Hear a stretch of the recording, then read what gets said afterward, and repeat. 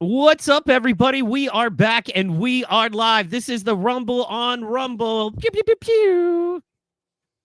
Oh yeah, my bad. I'm live with my man Protocol. How you doing, sir? Man, I'm feeling good, brother. I'm alive. I am alive. We had a crazy storm roll through overnight. Wasn't as bad as we thought it would be. I got to check on Florida. Florida got tore up a little bit, but Ooh, little wind, 40-mile-per-hour wind here. I don't know if that's a man, little wind. you had a crazy party storm, is what it looked like. You know Crazy what I'm party saying? storm. It was. Crazy It party storm. looked pretty fun. It was. It was, man. It was a beautiful Friday night. I ain't gonna lie. Shouts out to Definitely, man. Palooza. It was what? What was it called? Palooza. Popalooza. Palooza. And tell us a little bit about that. What is that? Okay, so first of all, shouts out to my little bro, DJ Keish. Shouts out to my big bro, big OG, Tap Money. Yow! They put together this situation. So they're both DJs, older side, younger side. They're both hip hop artists as well, older side, younger side. And they put together this here showcase monthly to where local artists can come in and perform and they can win prizes, money.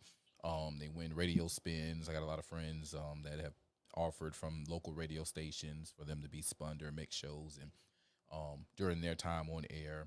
A&Rs, photo shoots, you name it, that an artist needs to move forward, they get it. So, young artists will come in and battle it out for who's the best, man, and they do it once a month, and it's freaking awesome. I'm always a guest judge, so yeah, it's Heck yeah. goodness.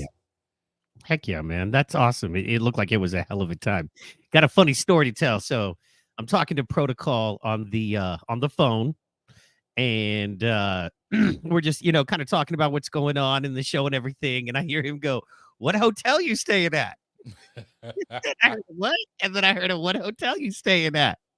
And then he's like, and then I heard a, "Oh, you got an Airbnb? Cool. I was just asking." And then everybody started cracking up. And you're like, "Man, I gotta go. I'll holler at you in a minute." So that was awesome. That was very cool. So, Yeah, man. It's a bunch of when you're talking to rich folk, and they're like you're in like they call it the Disneyland of hotels here in Savannah. Like, dude literally has a mechanical dragon. It's like the richest dude in the area just built this hotel out of this old electrical plant.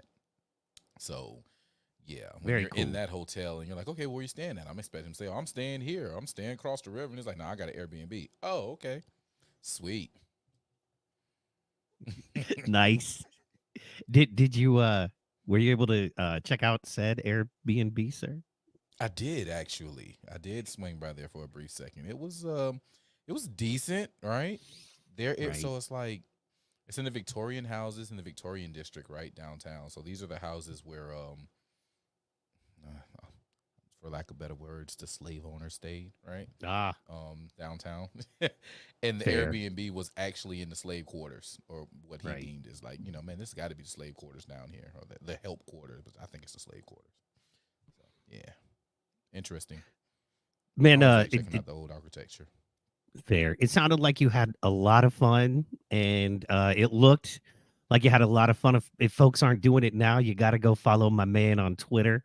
He has he keeps it live. You know what I mean? Heck, I was at home, felt like I was at the party. You know what I mean? I was like, man, I don't even need to go nowhere. I'm chilling in my PJs, partying with Protocol in Savannah. Yes. That's So right. That's I'm right. glad that happened, man, and I'm glad it was successful for the folks and stuff. To circle back, man, I had a thought. If people didn't watch, you should be watching Friday Night Flights. That's Pro Show here on YouTube and Rumble. Hmm. But what I wanted to mention briefly is you had a guest on. Right. Oh, you're gone. You left again. You muted. Sorry about that. I like I said, something's tripping. Oh, it keeps automatically muting you. You muted again. There Boomer we go. tech. Like I said, sorry, something is tripping tonight because yeah, man, I don't quite know what's going on. I was up to like 3 a.m. testing everything to make sure everything was good, and so I keep getting knocked offline. Let me check. My connection says good. You know what I mean? Everything is working right. So we're gonna hang in there. I am so sorry. You had a gentleman on your show last night. If you could tell us just a little bit about him and a little bit about that story. Yeah, yeah, yeah. Most definitely. So my partner, man. Are you there? Oh goodness, had a break. Yeah, I'm here. Can you hear me? You got me? All right, cool. Yes, I'm we're gonna go good. ahead with We're the good story. about So that. my partner, Anthony Prescott, right, who's the owner of a business, kind of shorten this up. He was working for OVG in City of Savannah. We just got a new arena built here in the area, the M Market Arena, right? So it's paid for all by tax money. It's a city arena, all funded by taxpayer money and the money that is made off of shows. So he was brought in on security, and long story short, man, they ran him through the ringer, had him working, paying him little checks, but no significant checks like he was supposed to be paid, like his actual money, to the point where they stopped paying him, and he didn't get any money. I think he went in the hole something like $130,000, trying to keep his employees paid. Um, Told him they wasn't gonna pay him, wrote him a bad check, had him essentially launder money, if you would. Told him like, hey, it was extortion in my eyes. Hey man, look, if you put this money into the mayor's reelection campaign, then that's another 5 years of work that you could do. Blah blah blah. We'll make sure you get your money, whatever the case may be.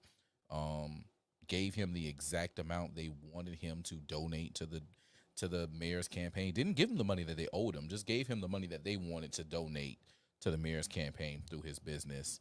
Um, like I said, wrote him a bad check, shitted him on that, man. It was a whole crazy deal, man. We're trying to, really fight for that, because that's what they do to minority businesses down here, man. Like, they really give us like the shit end of the stick. And it got bad because, he did everything he could for his employees, to the point of going into debt, 3-4 months behind on his mortgage, took out, extra equity out against his condo to pay for his, employees. Um, to the point to where, after a while, the employees got to a point where now, they're threatening this man's life, and wanting to kill him because of, their Good money not night. being paid. So it's freaking crazy, man. It's crazy. Good night, dude. That's awful. Yeah. And a couple things that he said that blew me away. One of them, and I wanted to just talk about this briefly, Mm-hmm. is that he said that basically they wrote him a check, right? Mm-hmm. But it was bunk. It was Yep. there was not funds. Like, this is a professional business, right? And they wrote him Mm-hmm. a professional check. And my thoughts there, a couple things. One was that if they did it to him, they probably done it to other people. So he should Mm-hmm. reach out to other folks in his community, in y'all's community, that may have had similar types of dealings. And then two, he talked about the fact that his company paid out of pocket for uniforms. Then they Right. basically terminated his contract and Poached kept his those employees. uniforms. Kept them. Yeah, Kept man. the uniforms and the employees. Good Lord. Exactly. And that's so, to me, I mean, he could file a literal theft, like a lawsuit, not even a civil, but a criminal, because he's got the receipts for those Mm-hmm. suits. He has to, right? Because he ordered them. Mm-hmm. So he's got the receipts for those. So I recommend hitting all the local news stations. You know what I mean? The in your corner, 5 on your side type of deals. Mm-hmm. Uh, Going down to the sheriff's office and filing a criminal complaint of theft, which would be probably felony for the amount of cost for those uniforms, and then try to find anybody else who might have dealt with the same shenanigans and see if they have a class action suit, because then you'll basically, or you have the ability to possibly get free, legal representation if you're looking at a class action, against Mm-hmm. these folks. So, and Mm-hmm. I'm just saying, if they did that to him, they've done that to others. You know what I mean? This is not the first time these shady people are being shady. So those At all. those were my, I can't help, you just want to help somebody like that, right? And that was Yeah. just my thoughts on it, man. So, Well, I yeah. appreciate you, man. I appreciate that, because we need more help. We need more of that shine on. Like I said, I've had my own situation where this same city, the same administration, right, this same city government within the same time frame is shitting me on money. I'm talking about the tune of $840,000 shitting me on money. You know what I'm saying? This is life changing money, and it's like, Yeah, bruh. no kidding. Bruh, I really want to put on all black and go lay in the bushes, but I'm not gonna do that. I 840 is the got, kind of money that'll get you yeah, disappeared if you don't behave. yeah, for real, Absolutely, man. for That's real.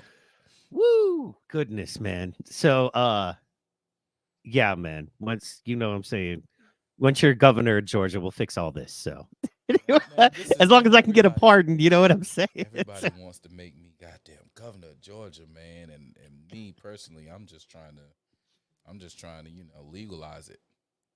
That's that's what well, that's how we get you as that's one of the platforms we'll use to get you as the governor. You know what I mean? But So I, yeah, I man. need a team. I need a team of awesome legislators within the House and the state Senate to help Right. me get that accomplished. Because without those people, it is dead on arrival, man. I mean, I can get in there all I want to and say it, but if they're fighting me, which they're doing, it is what it is. That's fair. My recommendation is we go first term to get you in and set it up, and then second term we bring everybody in and make it happen. You know what I'm saying? That's So I'll be right there. Speaking of being right there, I man, don't I know if my got lady will like that. She needs to let me know. Does she wants to be the first lady of Georgia? That's what I need to know. So I know exactly. you're Exactly. watching, so let me know. Do you want to be the first lady of Georgia? Pew pew pew pew. We can't even ask my lady anything because the stuff I'm gonna have to do to get you in there. You know what I'm saying? I'm that Yeah, guy. You know what? I'm yeah, that guy for you. yeah. Well, hey, man, I don't know, man. Hey, there it Boom! Look at is. that. There it is.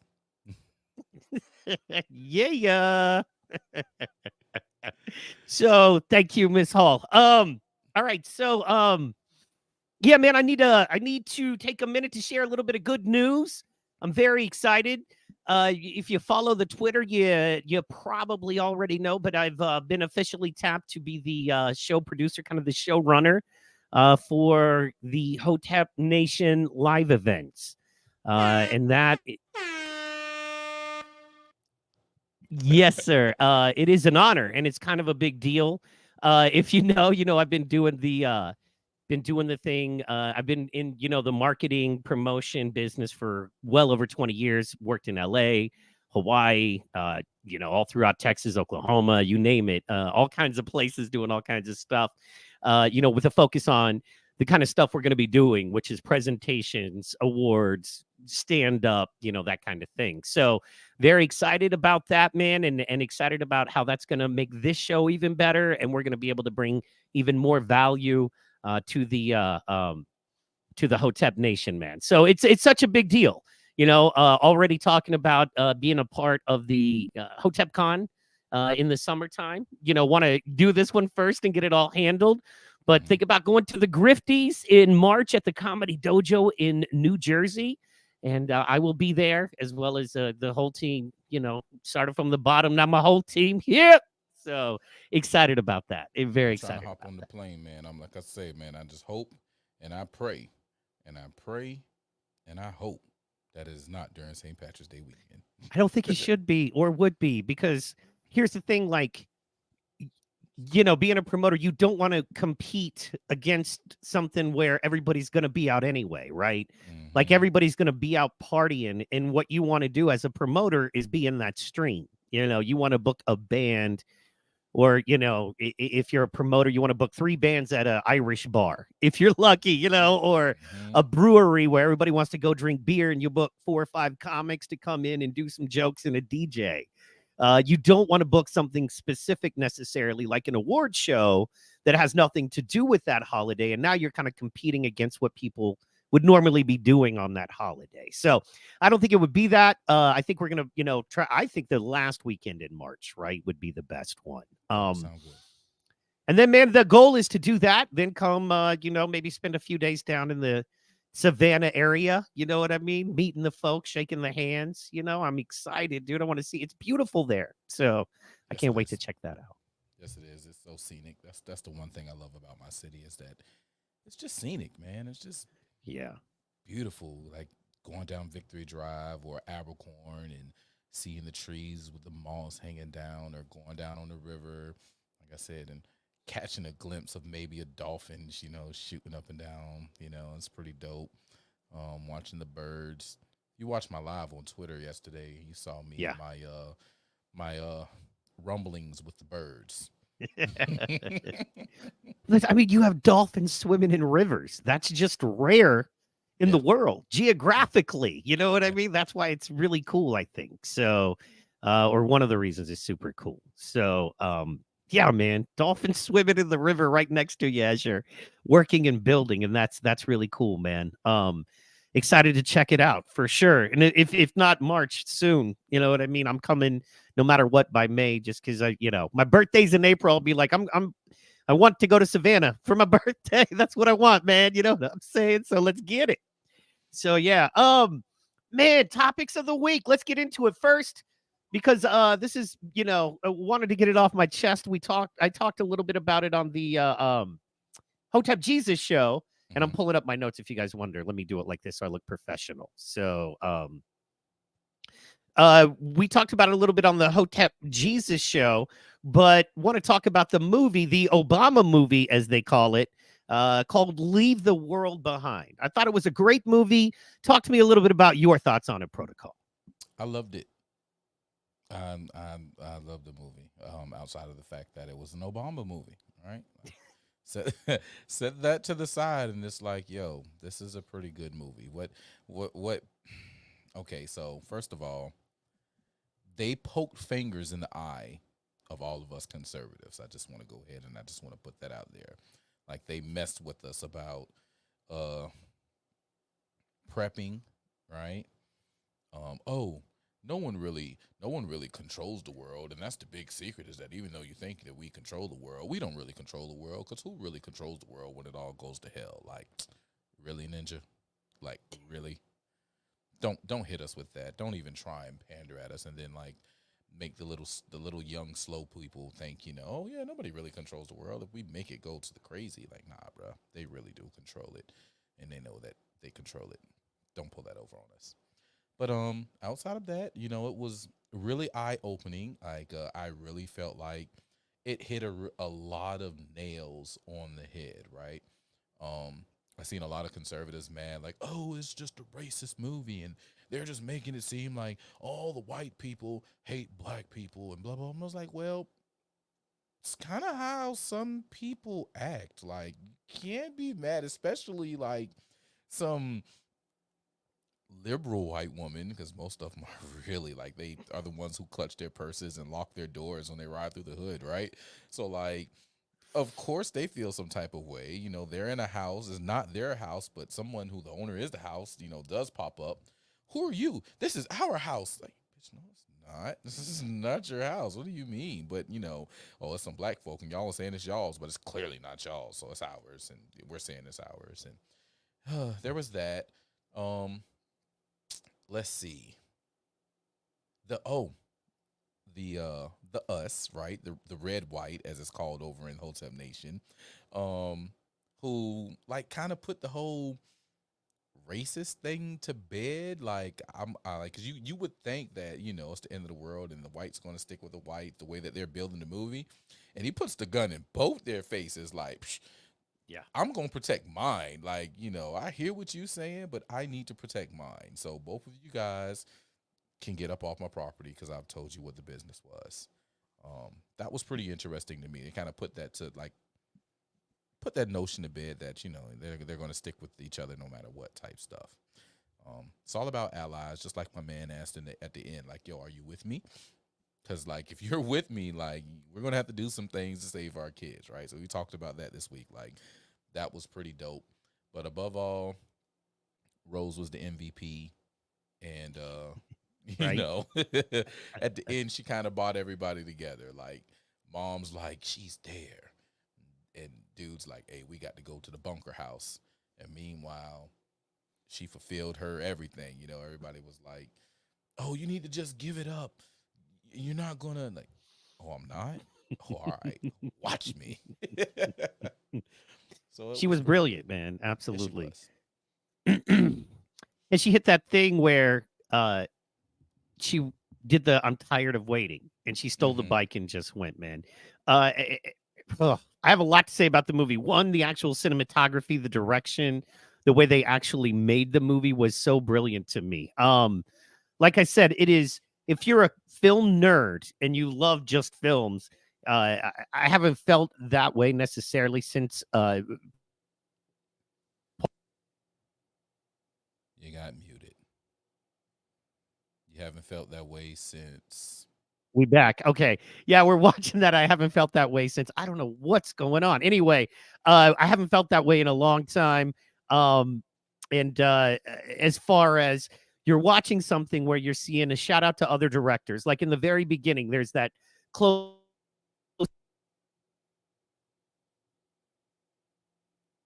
There we go. Before the credits even roll, right? There's like a shot of her eye, or yeah, before the credits roll in the initial scene, there's a close up of her, and it zooms right in on her eyes, but it's a sloppy, blurry zoom, and then it readjusts. That's Mm-hmm. very Tarantino, right? Then there was then there was the part where at the very end where she found that bunker where there was that red hallway and the buzzing light.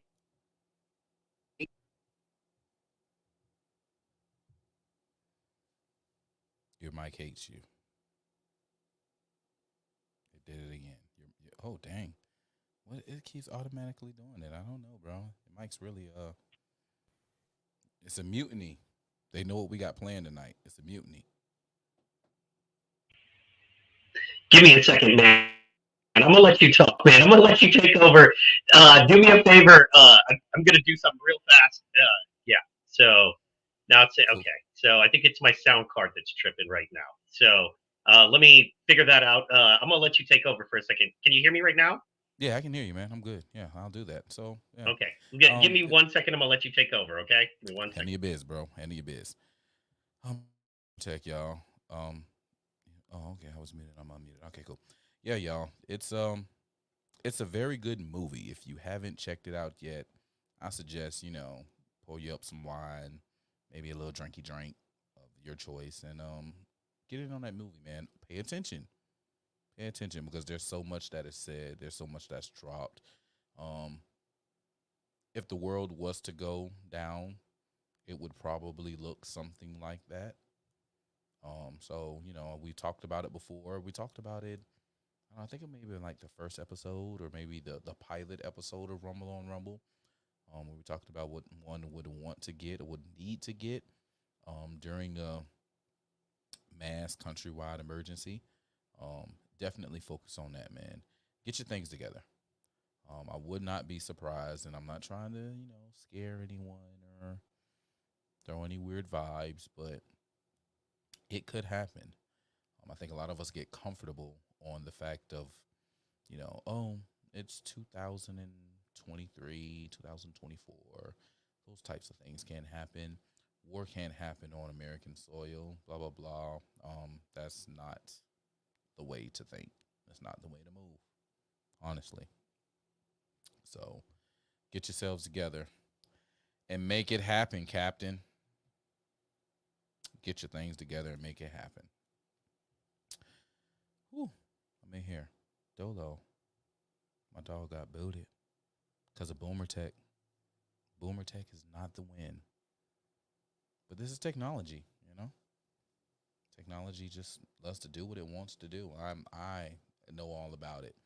I've had it happen on my shows. Matter of fact, speaking of, these mics are so good, they picked up on the show Friday night and made my video get muted 4 or 5 times on Facebook because Facebook does not like music. Like, doesn't matter if it's background music in your live. They don't care. They're going to mute you, tell you don't own it. And you can say, hey, I know I don't own it. I have nothing to do with the background music. Still going to give you the boot. So, technology. It's hard to live with it. It's even harder to live without it since we've become so accustomed to it. It is what it is. Oh, and get your DVDs up too. The movie will tell you about that. Get your DVDs up. You want your DVDs up. Because once the internet goes down, there's no streaming. There's no streaming. Hope you guys had a good week, though. And prepared for this week that's coming up, man. It's the last week before Christmas for those who celebrate Christmas. It's last week to run your checkup and get prepared for all these Christmas bills that you're going to have come your way because they are coming. Or you did the right thing and had a conversation with your family and let them know, listen, Christmas just ain't Christmas. Because this economy ain't economy yet. So, good luck to you. and your family. Have a blessed one. Enjoy your times. Create good memories. I think that's what it's all about personally, is creating those memories that one should have. It's not so much about spending the money and getting the big gifts. It's about creating memories. It's about sharing time with your loved ones because, as Kamala Harris says, time. It's time because all we have is time. So we make the best of the time because it's time. Shouts out to Kamala. Shout out to Kamala.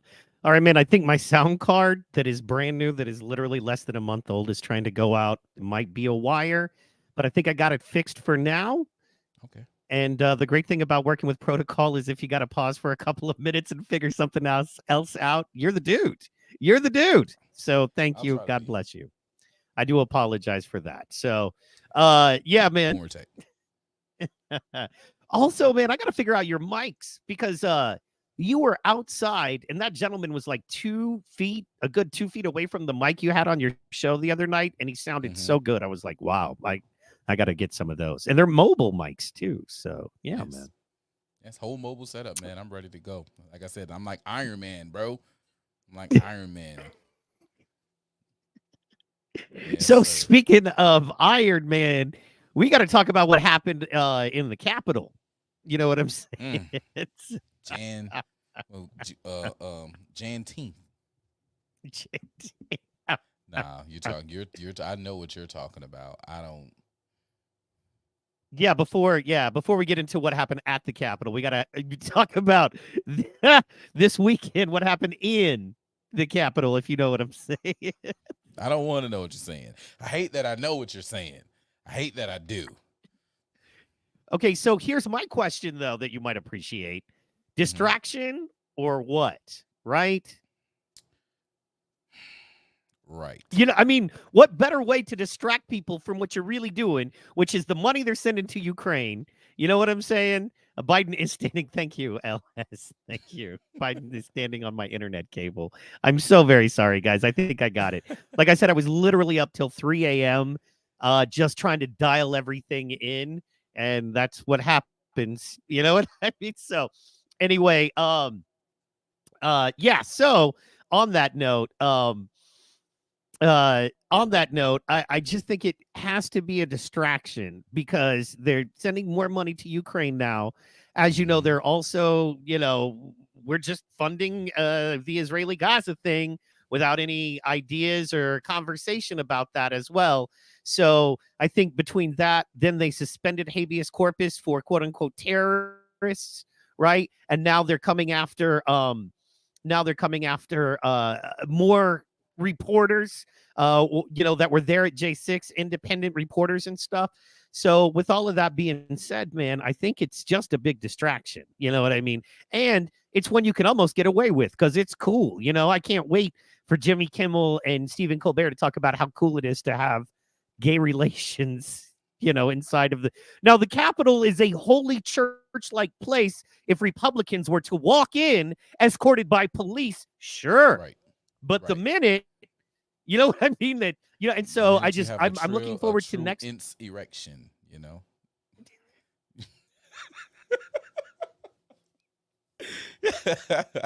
It was an insurrection. Insurrection. That's what that was, bro. It was an insurrection. You know what I'm saying? Goodness gracious, bro. But honestly, it's right on par with that cringe Christmas video that was released by this administration. Right? It's right on par with it. And then it happened the same week. So, I do believe that it's definitely a distraction. I mean, that happened when? Thursday night going into Friday? I think that was Thursday night going into Friday. And when was Hunter Biden supposed to go speak? He got officially convicted on Thursday. Did they convict him? I mean, indicted. Excuse me, indicted on Thursday. I'm gonna say they did go ahead and get him with the contempt. No, just on the tax stuff. Just on the tax stuff. Okay. And he came out and gave the speech, and he's like, "I'm not going in there because they want private." Which, the whole thing is, if it's private, they have an hour, right? Versus like Mm-hmm. 12 minutes they have if it's public. And that's why they want it to be private. So they have an hour because, well, he's committed a lot of crime. So Right. there's that, right? So Right.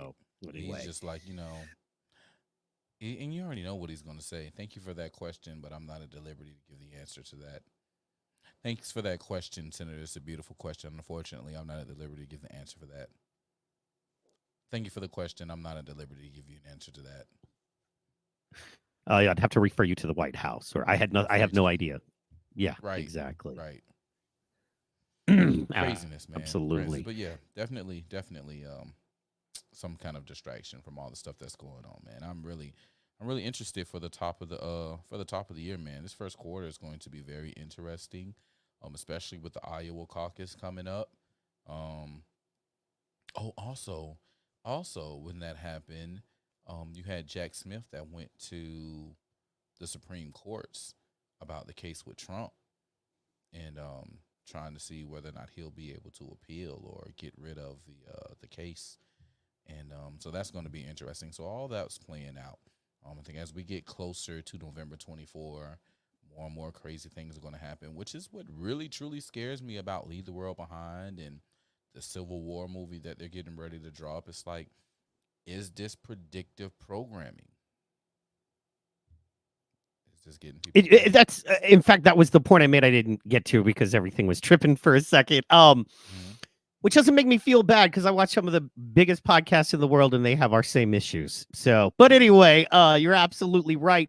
I've been saying it like this, man, because if you watch that Leave the World Behind movie, um, and you listen to Alex Jones, it's saying the same thing.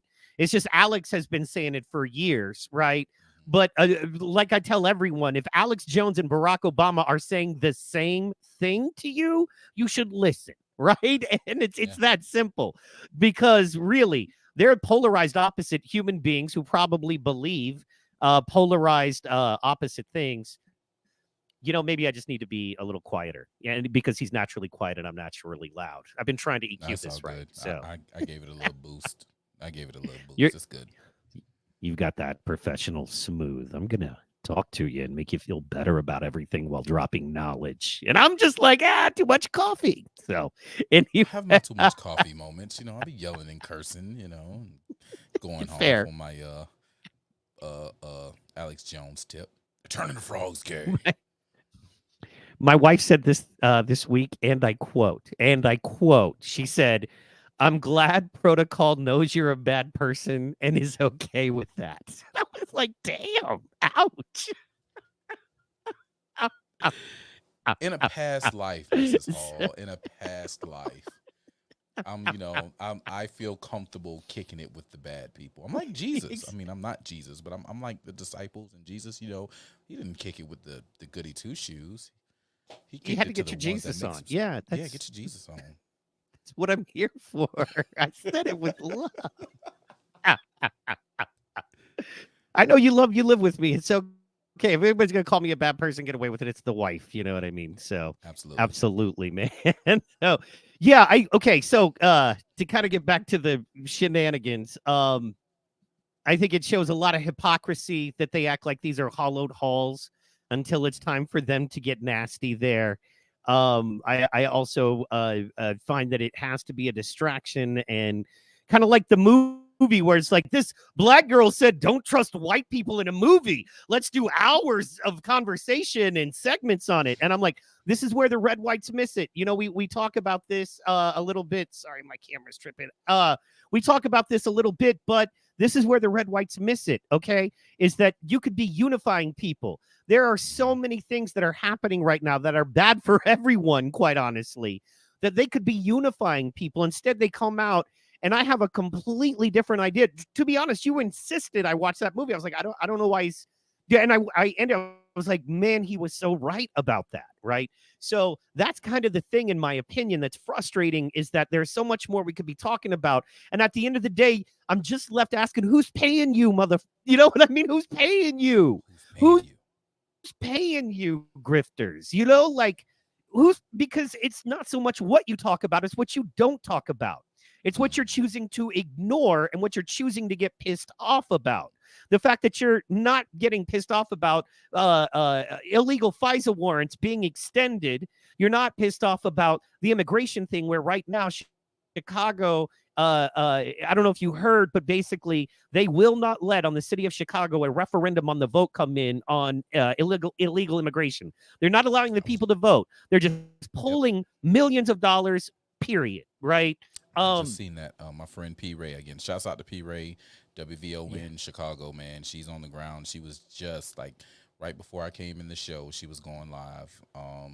And she read off all the people who voted yes to put the referendum on the ballot and all the people who voted no. And yeah, man, it's really interesting up there in Chicago, man. I pray for them because it's real. Man, the two hottest places I think in the United States right now are Chicago, Illinois, and the entire state of Georgia. So just because you can't get away, and it's crazy, man. Last week we talked about that you have verification of over 1,000 ballots that were counted that did, from a county with no registered voters, and then it comes out that there's over 10,000 ballots found, and then I got a community notes on it. And that community notes is one of those shady, no pictures were provided. And I'm like, I know someone personally with, what? I got a guy. If you need more evidence, I got a guy, right? So anyway, it was, it was interesting, man. I think that's, it's kind of exciting because you're on the front lines of this as far as a national battleground is, man. And, so, I'm excited to be there with you and do what we got to do, man. So because I think we're going to do some awesome stuff, so this year. So absolutely. Or this next year coming up. And I think that I just don't know what they're going to pull. You know what I mean? That's another thing. I just don't know what they're going to pull. I keep waiting. I don't think COVID's going to work again. I think too many people are going to go no. Too many small business owners that are barely hanging on after 2-3 years, and they're barely hanging on because of COVID-1. So, they're not gonna, I don't think that'll work.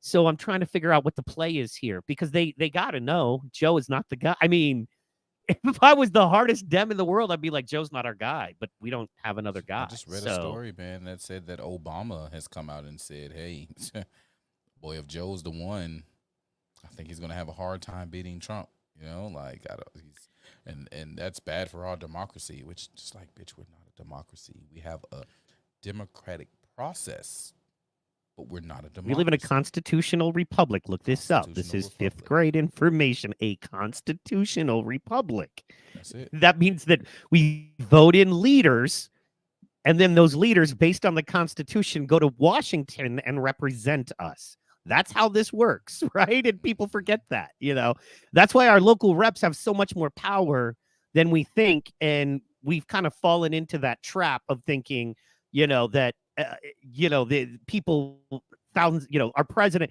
not that our president isn't important, but we know you're the first guy to say these local folks have so much more to do with our lives and how we live on a daily and who we vote in and choose. That is directly upstream. You know what I mean? So yeah, it's the thought there, man, on that. So so vote locally, vote for people that listen to PRO2KALL if you're in the Georgia area. He'll help you with that. Really nationwide, but definitely in that Georgia area as well. So anything else about the festival? Tell us a little bit more about that. So because I want to, get to that other stuff. So tell us a little bit more about that festival. We got rained out. Oh, on Saturday. Friday night was hot. Saturday rained out. Yeah, Friday night was decent. It was cold. That was the bad thing about Friday night. Friday night was cold. And it was less traffic than normal out there, which I kind of figured that. It wasn't as cold as past years though, but it was pretty cold. There wasn't much traffic. And then Saturday we had a good half a day on Saturday. Vendors did good. A lot of vendors were able to make at least, even what they put out for the festival.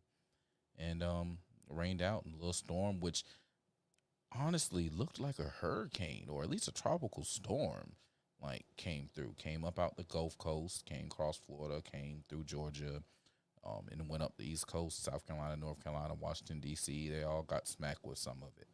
Brought down a lot of rain, a lot of rain. So, there was that. But end of the year decently. Shouts out to Union Community and the third weekend Artists, Crafters, and Entertainers Festival. And yeah. Shout out to them. What's the next big one? Actually, my next big event is on Wednesday.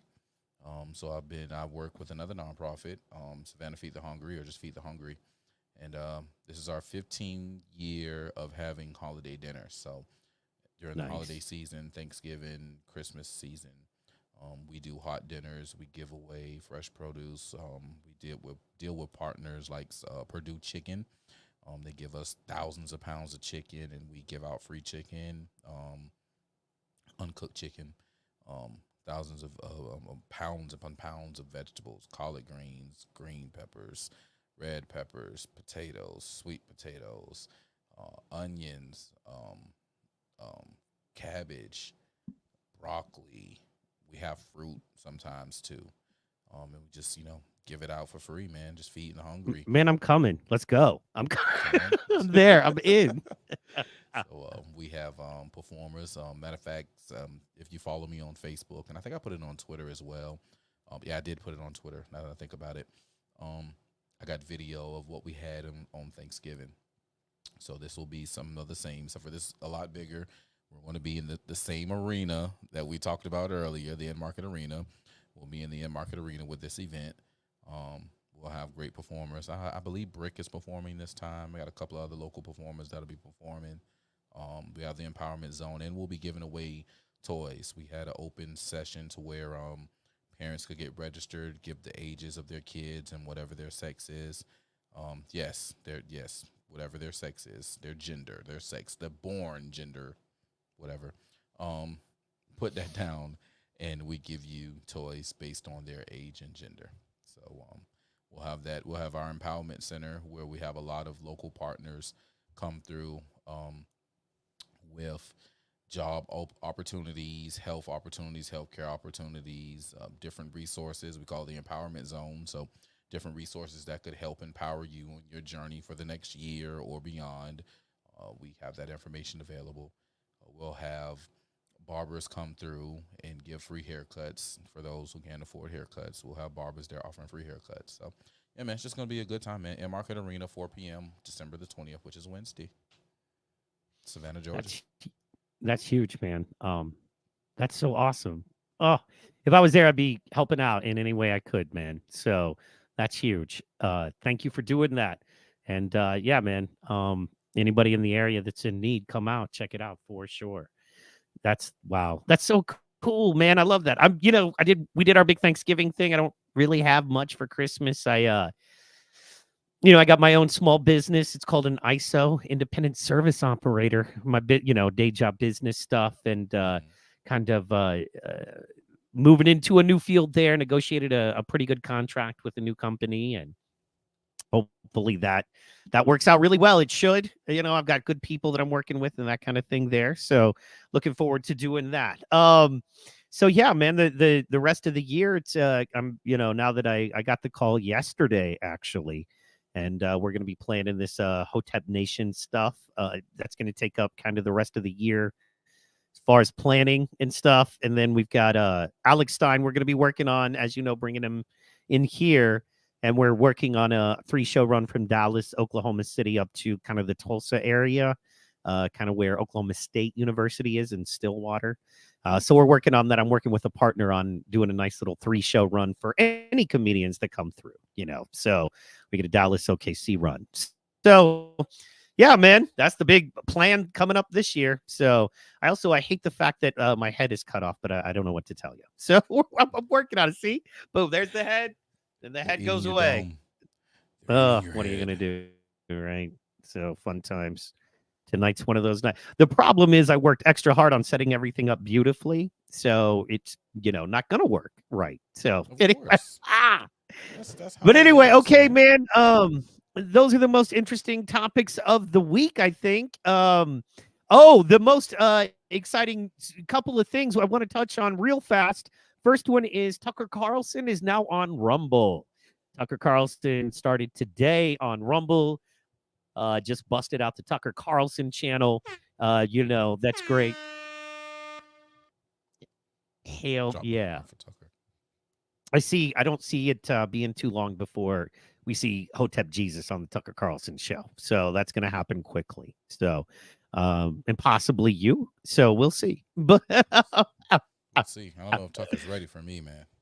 yeah, exactly. So actually, I think you'd be, I think you're the kind of person that Tucker Carlson would be genuinely interested to talk to, just because your overall views are so not represented, and so it's important to know there are millions of people out there who probably feel very close to the way you do about things in life, and their viewpoints are simply not represented. So I think that's awesome. And then you got blocked today. I Hit that did. pew pew pew pew. You got I blocked today. Hit it. I did. I sure did. I did, man. LeBron, you feel me? Get it. Say something. Say something. Oh man, yeah. So the chairman of the Democratic National Committee, the DNC, what's his name? Harrison, Jamie, whatever his name is. I don't know. Whatever. He blocked me today, guys. He blocked me for asking a simple question: is this you?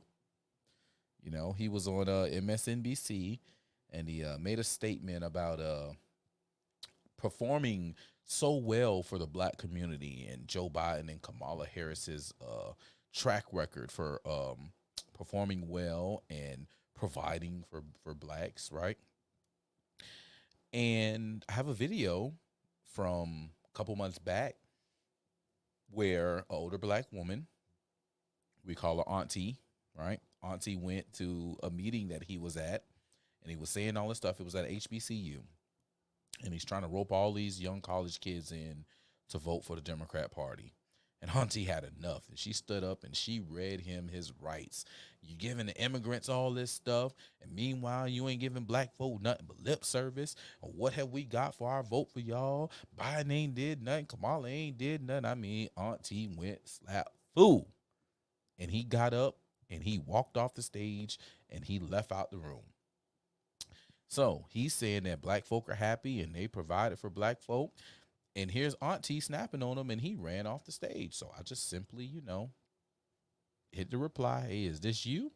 And then I quote tweeted, dog, is this you? And when I last looked, matter of fact, let's look now. We'll give you guys a live update of where we're at with this here post. Is this you heard it here you? first, y'all. Only here do you get them live Twitter updates. Rumble on Okay, Rumble. as of 8:48, this post went up at 2:19, right? Is this you? 2:19 p.m. I got 2,504 views, 7 quote tweets, 22 reposts, and 98 likes. Yeah. So he's not happy that I'm going viral on his ass. And the funny thing, I can see that he blocked me, but everybody, it's like I'm only blocked to him. So everybody else who comes on that post can still see it. So, it is what it is. I got to sleep with two guns. Bro, do you not know how Twitter works? Like, yeah. No, they don't. They don't even. I'm surprised. I thought they were leaving Twitter because of Elon Musk, right? I just don't see how you could be a proud Democrat right now. I mean, look, it's not necessarily easy to be a proud Republican, but it's a lot easier than being a proud Democrat. I'm just saying. So just saying. I just read so that. Speaking about being a proud Republican, I want to get into it now. We're about 45 minutes in. I want to get into it a little bit. We're going to switch over, guys. We're going to go a little bit deeper. You may not know this, but Protocol here, he has deep ties to, basically what they like to call the MAGA people, people that are involved heavily. As you can see right behind him, it says, "Don't blame me. I voted for Trump." He's a Trump supporter. He is a conservative man, and he works within the Republican Party locally in his community, and he was very close to January 6th. So I wanted to talk to him today. I want to be completely neutral, and I want to just get the viewpoint of someone like him, which there's not a lot of that information out there.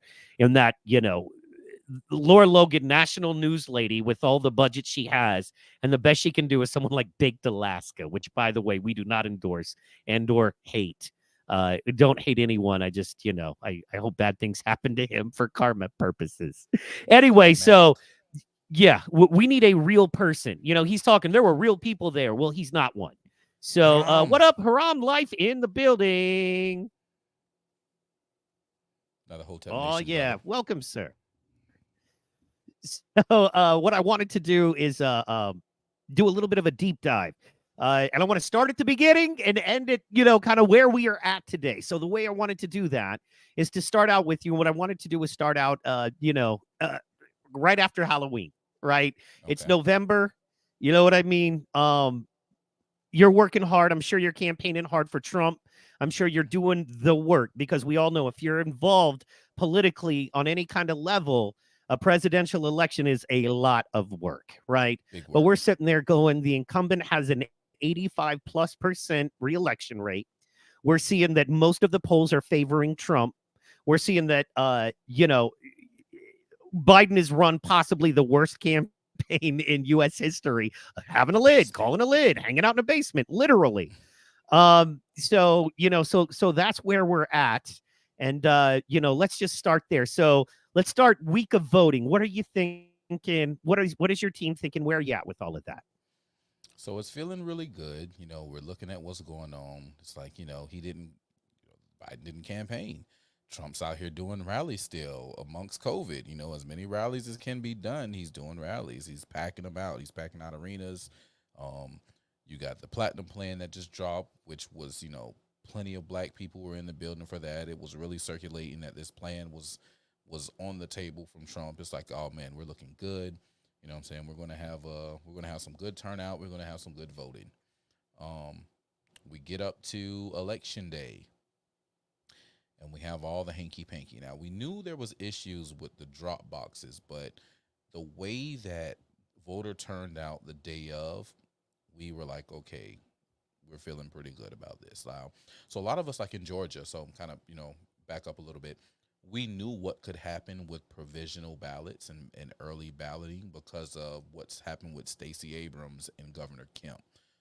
She tried to really turn the election with provisional ballots. And the same thing happened down in Florida with Andrew Gillum. So that was 2018. So that was the dry run, and they, it's like, okay, well, we know what we got to do. In came COVID, because COVID was a part of it. Like, they knew that COVID was going to be a major part of getting over the hump in this election. If we got something where people cannot go in person and vote, we got a way of doing this. Because if it was straight in person voting, oh, hands down, hands down, it would have been, Trump for another four. So they needed to be able to pad those numbers. So we fast forward, we get to election day, and then we have all the craziness that pops off. We have Detroit or the Michigan area where they're covering up the windows when they're in there counting the votes. We have what happened up in Fulton County where they shut down the voting, saying it was a water main break. You had all this foolishness that just took place all over the country, and it was like, okay, these people are really padding up, what I'm saying, for their win. They're doing whatever they have to do to be able to secure a win because they know that it was just that crazy. Um, Here in Chatham, we had some weird things go on. Like, it was wild, but we were feeling good up until the point we started getting all these calls in about what was going on. It wasn't so. People who are familiar, and everyone says the State Farm Arena, the State Farm Arena. So the State Farm Arena is connected. Like, it's this big complex, if you would. It's the new Congress Center. I think it's like the new Congress Center or the Georgia Congress Center, something like that. But it's this huge complex, and they're all connected. And I know, and LS, I know you know the actual name. I see you said State Farm Arena, but it was at the complex. It wasn't at the State Farm Arena. It was at the complex where they were counting these votes. Anyway, that happened. It was different calls coming in from around the country that was taking place, and I think that was kind of where everybody knew that shit was getting ready to go turn left field because we didn't find out that Biden was declared the winner, and I think that was Saturday morning I feel like that was Saturday morning that they declared Biden the winner. So we voted on Tuesday, and God dang, turn up my volume again. Goodness gracious, I'm about to eat the mic and the volume's up. Holy It's good now. crap. It's good now. Okay. It's good now.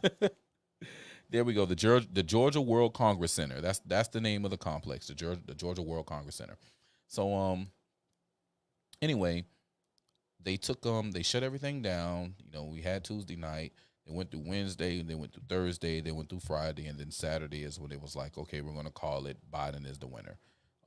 Here in Georgia, we had like 2 extra days of count. Well, in Chatham, in my county, we had 2 extra days of voting, and then Atlanta, I think, had like an extra day or 2 after that, and that's when they padded the numbers, and flipped for the win. So yeah, but it was wild.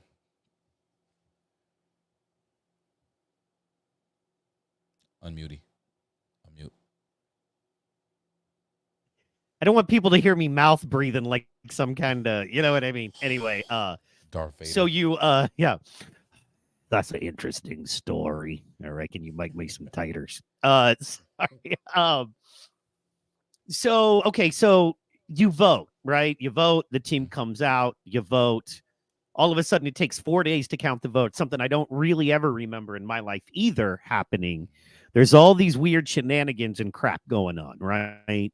Uh, and then Saturday, and I just know I got that sick feeling like this isn't going to turn out, man. And the longer it went, the sicker I got. As far as I just don't feel this is fair, regardless of who you're voting for. Something is wrong here. So how did you feel Saturday? He was officially declared the winner. How did you feel? What was the mood like in your community? And with the people you know nationally. Well, guys, we're going to the gulag. Like that really was the feeling. Like we're going to the gulag.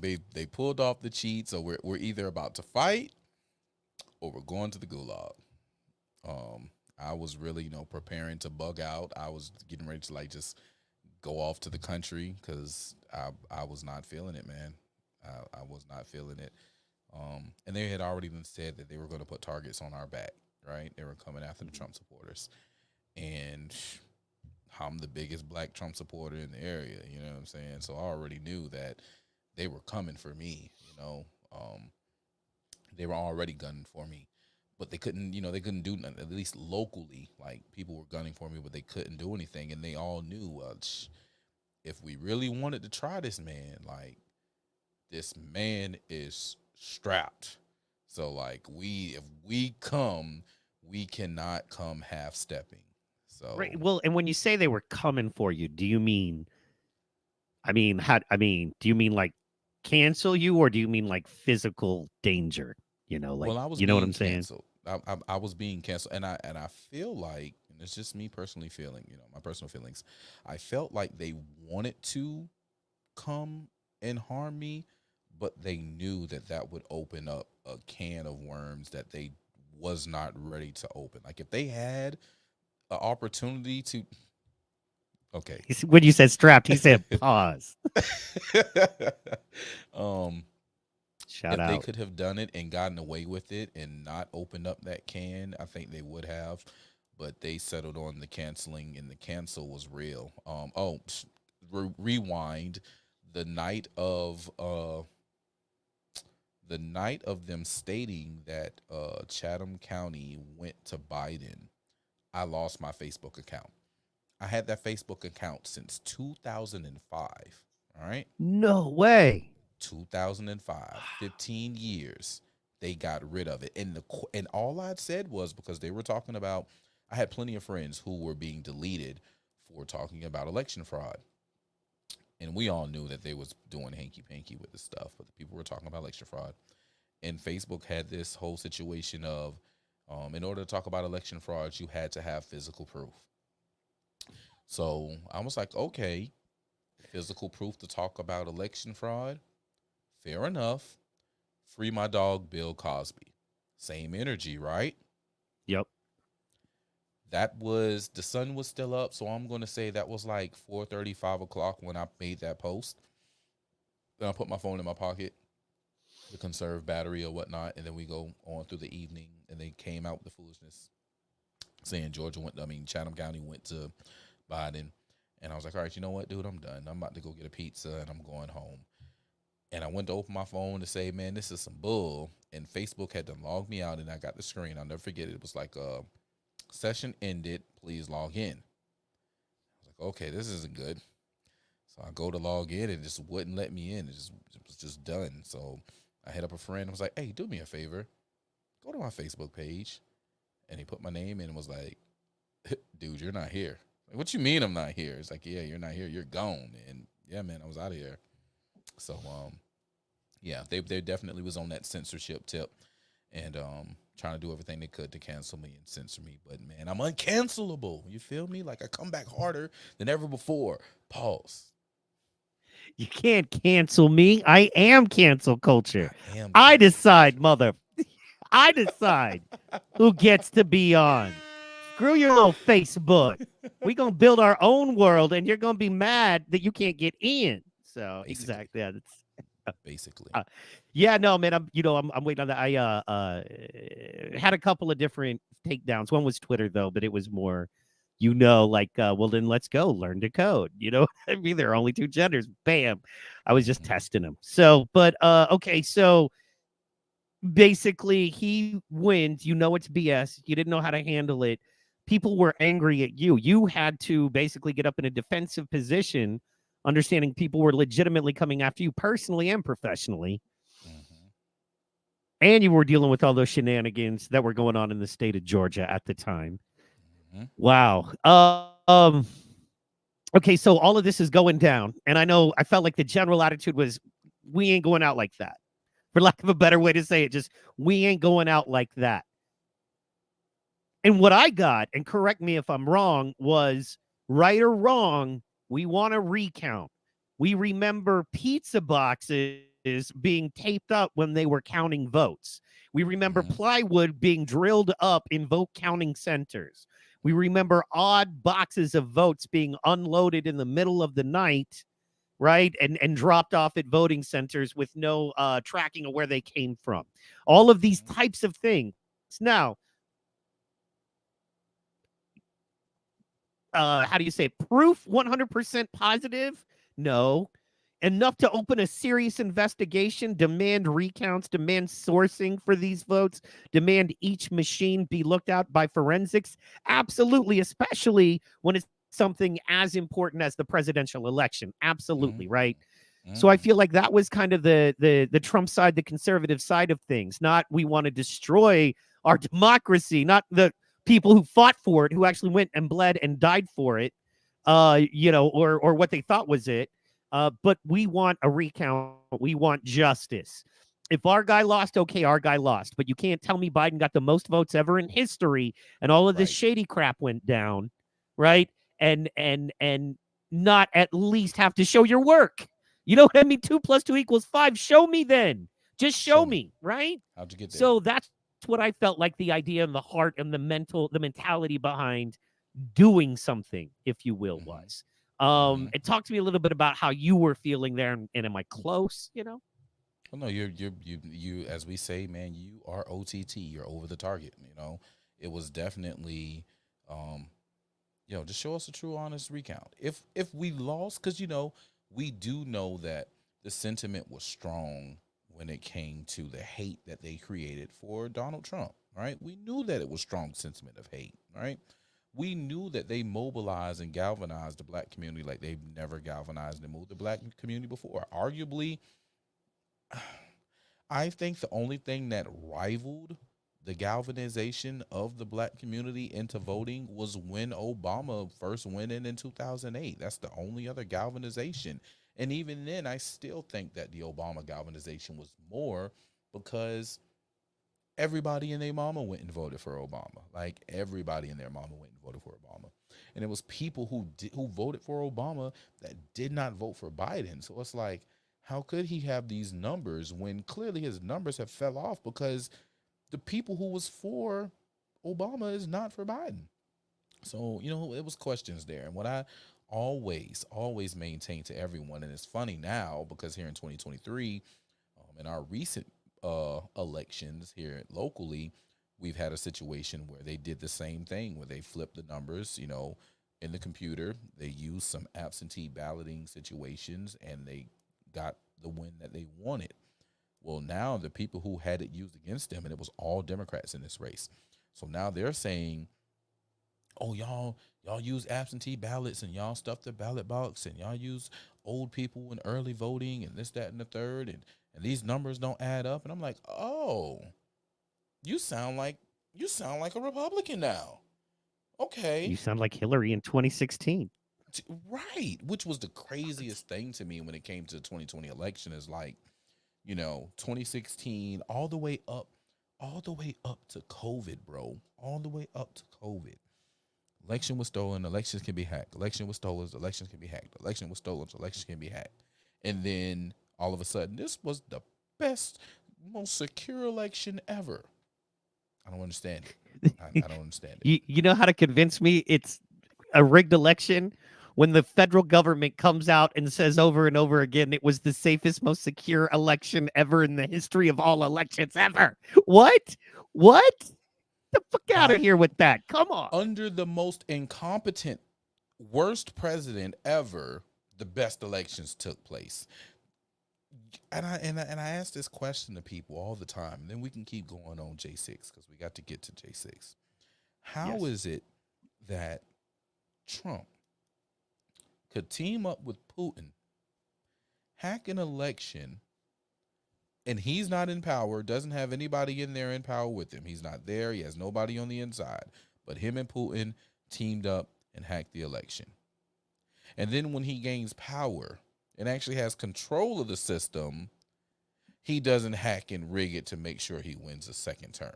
Like, that just doesn't make sense to me. Like, you could tell that crap to somebody else. I'm not buying it, okay? I'm not buying it. If yeah, yeah, let's not.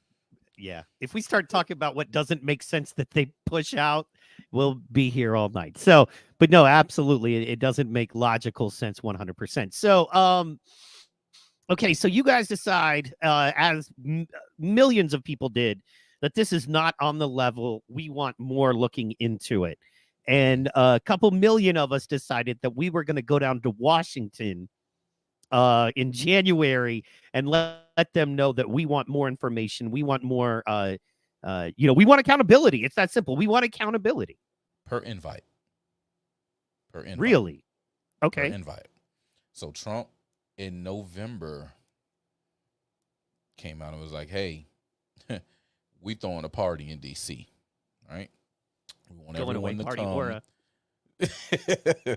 We want everyone to come on January 6th. We're going to peacefully protest. We're going to let our voices be heard. We're going to let the corrupt establishment know that we do not agree with this. And our Congress members, we're going to cheer them on, just like he essentially said on January 6th when he had his speech.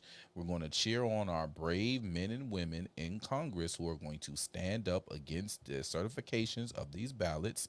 And we're hopefully we're going to make them do something new. Shouts out to Haram Life, man. Got to run, catch the replay. Hotep and Bill, my brother. Hotep and Bill. So, he was like, yeah, this is what we're going to do. Build, all We're gonna have a love, all party in respect. Thank DC. you, sir. Most deaf.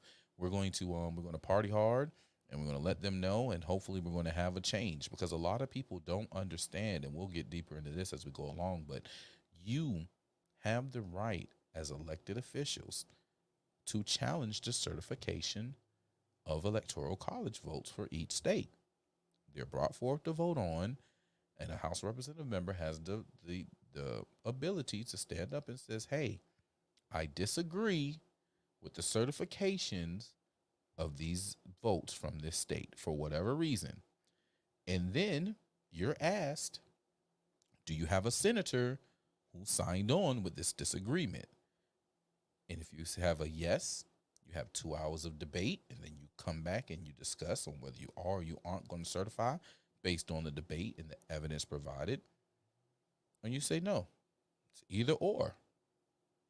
That's the process. And we have video footage of Democrats saying that they disagree with certification, and then a Democrat asked them, do you have a senator? We had senators on January 6th. We had 8 senators. we'll talk about that further later on because that was crap. That was crap the way they turned around on January 6th. So we had 8 senators willing.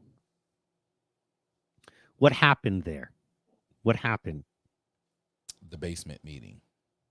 So let's get to January 6th. So, okay, leading, before, Trump says whatever he says in November and tell everybody to go.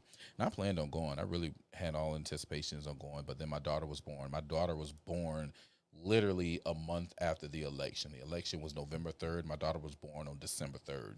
Clearly, I'm not going to I'm not going to DC in January. I got a month-old baby at the house. This is not going to happen. Just PYP, hold it down. You know what I'm saying? I'll be with you in love and spirit. So we're leading up to it.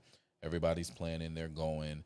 You had a lot of people, like it felt like a honeypot trap. It literally felt like a setup, as we're getting closer, because it's like, like you see how Trump supporters show up at rallies.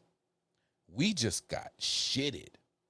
We about to go to DC and turn up like I'm talking about by the boatloads, busloads, whatever is smoking the DC is they on the way, right? We So on as, it. as we're Yeah. getting closer, it's like I don't know, guys. We're gonna be sitting ducks. Like, this is DC. We can't be strapped. We the gun people. We can't take our guns. You know what I'm saying? This is a gun-free area. Don't go. So you had a lot of people send out words saying, don't go. It don't feel right. If they want to take us out the game, this is how they can do it. This is the best place to do it. They can knock out a lot of us in one time. They can really harm us right here. People still went. I think Trump felt that too. And I think that's why he did sign to activate the National Guard in the D.C. area. A lot of people don't know Trump activated the National Guard, and the D.C. mayor said they weren't allowed to come into the city of D.C., and Nancy Pelosi said they weren't allowed to come on the grounds of the Capitol. All right. So there was that. And then when they did allow them into D.C., they put them in the parking garages. So you might be able to find some stories about that out there on the news, on websites, on the internet, if it still lives, of the National Guard actually being inside parking garages, around this time. So anyway, so we get to DC or January, on the day of January 6th, and you have millions of patriots. They'll undershoot you and say, "Oh, there was a few thousand there." Nah, there was thousands, but those thousands added up to millions. Like, there was drone footage, camera footage all over the place, and it was a peaceful day. Like, if you go back and find video footage of the different things that was going on January 5th, January 6th, it was peaceful. You had prayer vigils, prayer meetings. It was just amazing at the amount of peace that took place in DC during that time frame, when they show nothing but carnage that took place for like 2 hours at the Capitol. So, and it was instigated carnage, as we found out, which I've already known about because I had people who were on the ground. But they were shooting rubber bullets and shooting gas canisters. Like, they agitated the people and then moved the gates and let those people in. But prior to that happening, Trump's at the ellipse and he's talking, and it's this great, meeting or speech of rallying the troops and getting people ready to go out there and cheer and let the people inside Congress know, hey, the people are behind you. So if you do, please, senators, do stand with these people from Georgia and Michigan and Pennsylvania. Where were the other ones? There was a few other states. There was like 8 states that were being challenged. I think Nevada was one of them, right? Challenged on the way that the votes were going. We got y'all back. We're out here. Just do the right thing. They knew that was going to be the fall of them. So They didn't have the National Guard to stop them from coming in. They had the plans to let the people inside the Capitol to make it look like they were trying to take over the Capitol. Um, they had the whole Babbitt lights, camera, action situation, right? And that was the emotional move to be able to flip the whole situation, because you asked what happened. That's what happened. It was the Babbitt situation, right? Lights, camera, action. Babbitt went down, carried her out. The whole story is someone died in the Capitol. Someone was unalived in the Capitol. Someone's unalived in the Capitol. Oh my God, there's blood on the hands in the Capitol. They go down in the basement. Whatever was said, and everybody comes up. And then instead of voting no, not to certify, they just all went ahead and certified, like in the middle of the night. I want to say it was like 3 in the morning when that vote came through, saying that they had certified the election. Right. That was the turnaround. They used that as an emotional pusher, if you would. And I'm pretty sure there was some threats that was dropped down there as well. That's just me thinking personally. Yeah. Uh, who was involved in that basement meeting? If you can tell us, if you know. That's a good question. I do know that all the senators and all the House of Representative members, they were down there. Who was down there with them? I couldn't tell you.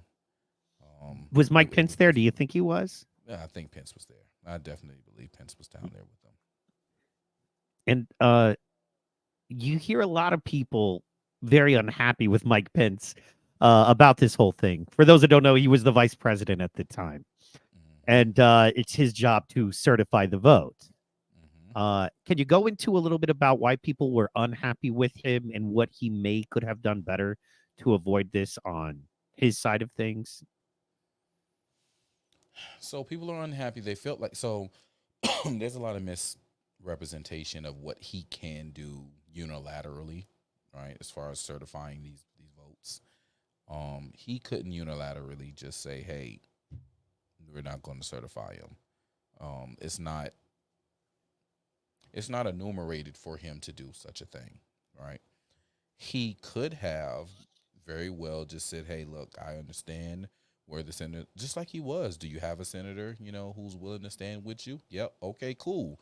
We're going to go ahead and we're going to go to have a 2-hour debate. You know what I'm saying? And then when it comes back and they bring the evidence, well, the evidence seemed pretty compelling, and we're going to take it to vote. Yay or nay, up or down, right? And we're going to go from there. He could have done a better job at conveying that, and he, knowing good and well himself that there was some hanky panky, could have said that, hey, this wasn't a fair election, this wasn't right, XYZ. But him coming out and saying, "Oh no, it was fair, it was certified, blah blah blah blah blah," that's when we knew that, Mike Pence, you were full of shit. And we knew you were full of shit when the fly landed on your head in the debate, but like, you're full of shit. Steaming pile. Absolutely. Yes. Okay, so kind of want to go back. So you're I remember people planning on going to J6, and I thought it was going to be awesome. Just a good push, and we were going to see what was going to happen. Yeah, I remember at the time thinking to myself, they're going to have a revote. Now, I'm not saying it's you know what I mean, like, or they're going to redo all of this, because this is clearly messed up, which they didn't. But so I remember hearing an interview with Bryson Gray, friend of yours, friend of the show, Bryson Gray. I remember he I forgot what interview he was on, but he said, like, the night before they set him up, like, they basically put the Antifa people and the MAGA people like in the same area and locked them in together, like one street, and they put them all together, and they were wanting that violence. And you take that and you mix it with something we watched on Cannon's show the other night. Shout out Cannon, when we were watching the Logan thing, was the video where you had the Capitol Police guy saying basically they screwed us over. They left us with nothing. This is BS. And he was cussing, and he was like, man, just freaking out because, yeah, I mean, can you imagine? They're Capitol Police. They're not cops. They don't have riot gear. They're bicycle cops. You know what I mean? They're, Right. they're nightstick and, and walkie-talkie bicycle cops. They're not hardcore, SWAT team guys. So to Mhm. have a million people, that's got to be stressful for them. And then past that, you had the what do you call it? The other law enforcement, where you see the video where it's like, we got to stop agitating them. For every one we take out, we're creating 10. Mhm. Do you think that was planned? And do you think that was who do you think, besides the Capitol Police, who do you think was involved and on the other side of that? I do believe it was planned. And I mean, we say it often, the deep state, but they're in so many different um, parts of the government, right?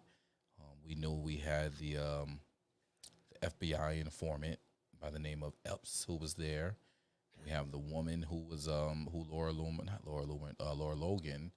Um, she showed the woman who was involved that she knew about. There was another guy who was there. He had military issued. He had the only gun, that I can point to or seen that was around in the vicinity was from a cop or a military officer, who was there undercover, and they ran up on him and they spoke to him, and he was like, "Okay, I gotta go, guys. You're not supposed to know this. How do you know this? I gotta go." Right. So, like, Funniest part about that is he had a government issue, right? Like, if you're gonna government go issue. undercover in a crowd, at least get a different, like the kind of gun that's very not available unless you work for the federal government. It's not like you can Right. just find that gun. So I had a good laugh there. So That was I that thought was that that was was rather, hilarious. That was hilarious. and the only bullet fired was fired, on who? For what reason? You know what I mean? Right. So it wasn't fired on the conservative against what was going on side. So, no matter how we want to believe that, that's just, what are you going to do? You know what I mean? You can't argue with that. Offensive and BS on their side there too. So yeah, you do believe it was set up. And of course, we know there were actors in the crowd. We know that there were people screaming, "Go in, storm the gates." So what, and that we're definitely part of or informing the FBI. What I want to get into and kind of lead to there is, why do you think for things that people don't know, right? Trump put out a tweet that said, "Be peaceful, do not go into the Capitol." They Mhm. deleted that tweet for people who don't know. I'm just stating facts here.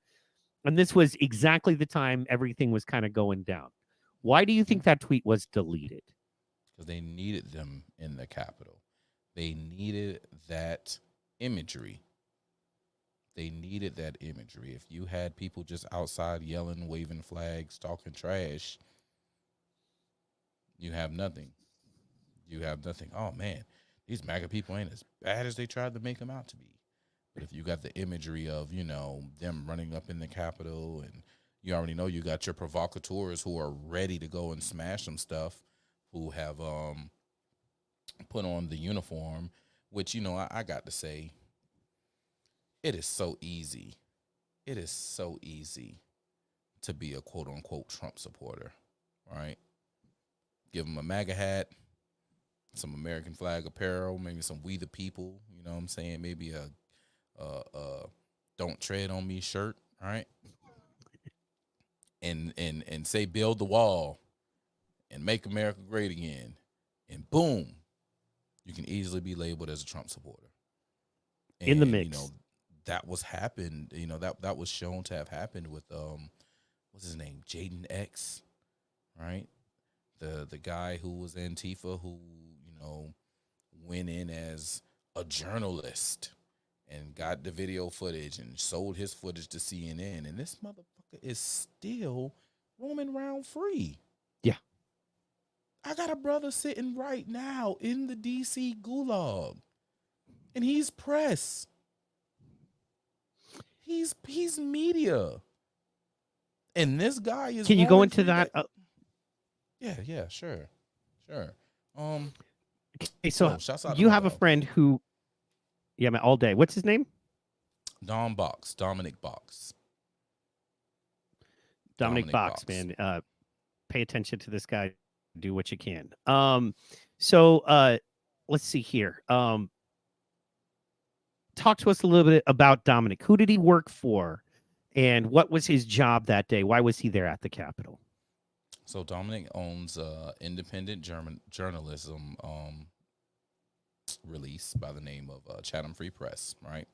And he goes out and like he's with all the hits, bro. He's with all the hits. He's in the places that you wouldn't expect him to be. He's went down to the border. Matter of fact, right before Kamala Harris went down to the border, he went down to the border and spent some time down there and was like, man, I beat Kamala to the border. Like, where are you, Kamala? Da, da, da. And he was, finding out about coyotes and pointing them out and what was going on. What else did he do? When all the stuff was going on in Florida with a lot of the what was it? I think this was like it was groomers when they were trying to do like a lot of the grooming stuff, if you would, down in Florida with the kids. He was heavy on the move with that. Here in Chatham County, there was a lot of things going on with our district attorney. He broke the story of her basically getting rid of cases. There was a backlog of cases, and she was like, yeah, there's cases that we're not even going to try. You know what I'm saying? If somebody did a DUI, we're not going to do that. If we have a shaken baby syndrome, we're going to throw that case out. Like, there's just some cases we're not going to do. So, like, he blew the lid wide open on that right there. So, he went up to D.C. for J6 and was filming what was going on. He wanted to chronologue what the heck was happening in D.C. So, he's at the Capitol, and he's been in quite a few publications or quote unquote documentaries that was put out on J6. You can Google him, man. He was big news. Like, when he got arrested for J6, it was all on the local news. Local man arrested for J6. Local man indicted for J6. It's like, oh my gosh. Like, I'm so glad I did not take my black ass up there, because I would be right there, with him in the gulag. Sounds like it's the honey trap, like you said it was, man. Yeah, it was definitely the honey trap, bro. It was definitely the honey trap. So he was there. I know he was like up on a scaffold, and he was in a few places, but he ended up walking inside of the Capitol. Wasn't in there long at all. Went in the Capitol. And I think it's important we point out, you said he walked into the Capitol. Walked in, like, the door was opened by an emergency service member. Walked in the Capitol. And as he's walking in the Capitol, the emergency service person is telling him, oh, yeah, they're not in there anymore. They all left out.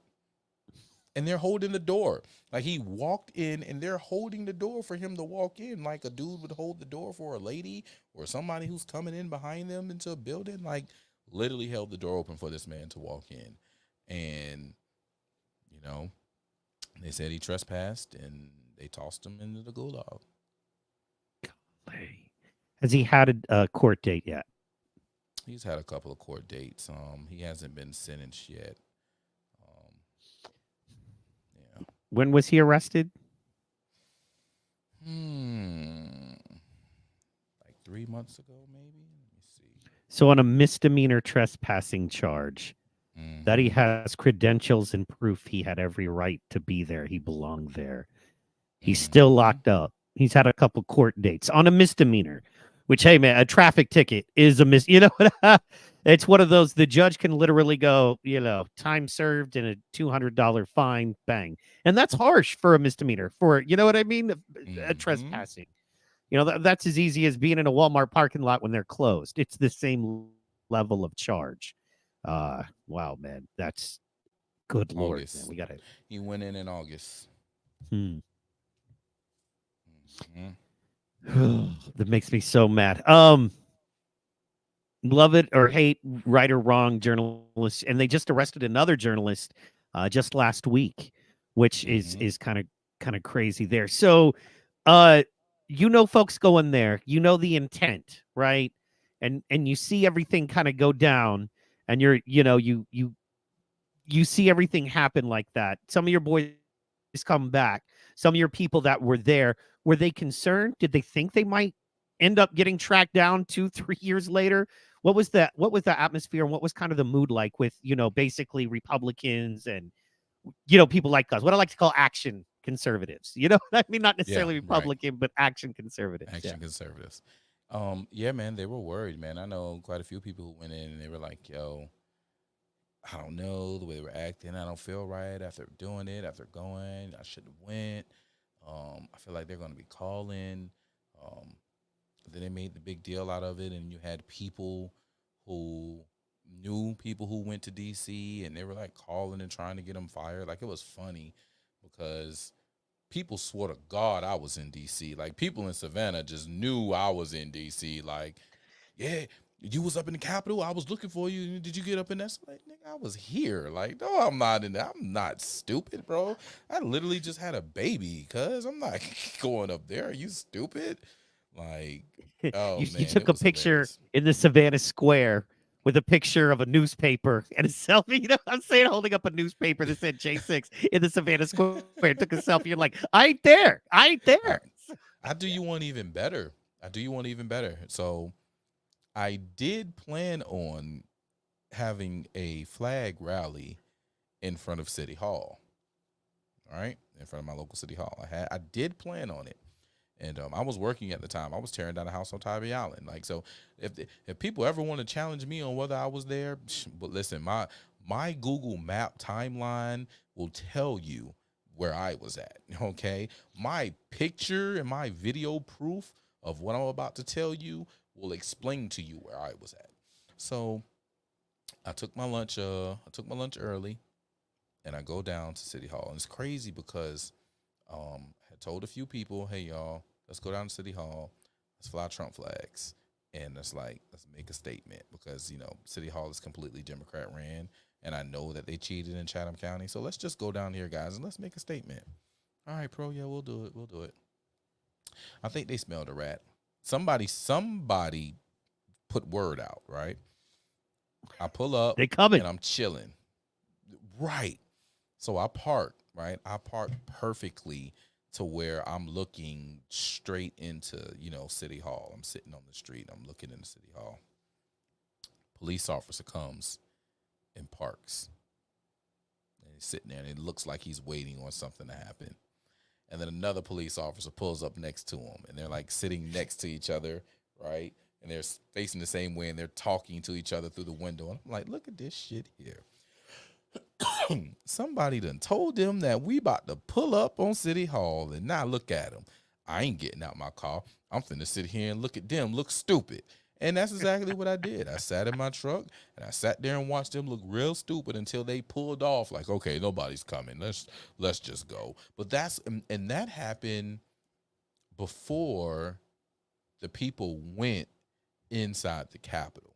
So that's when I knew, right? That's when it truly dawned on me that, something's not right about this shit, because they literally just pulled up and sat in front of City Hall expecting us to be here. And then I'm on my way back to the job site and they're like, oh, the Capitol's been breached. I'm like, oh shit. Dang. Put it together, like, whoa. So yeah, man, it was interesting, man. Fuck them. Cool. That's rough. But I'm glad nothing went down. I'm glad you are safe, man, because you were extremely close, man.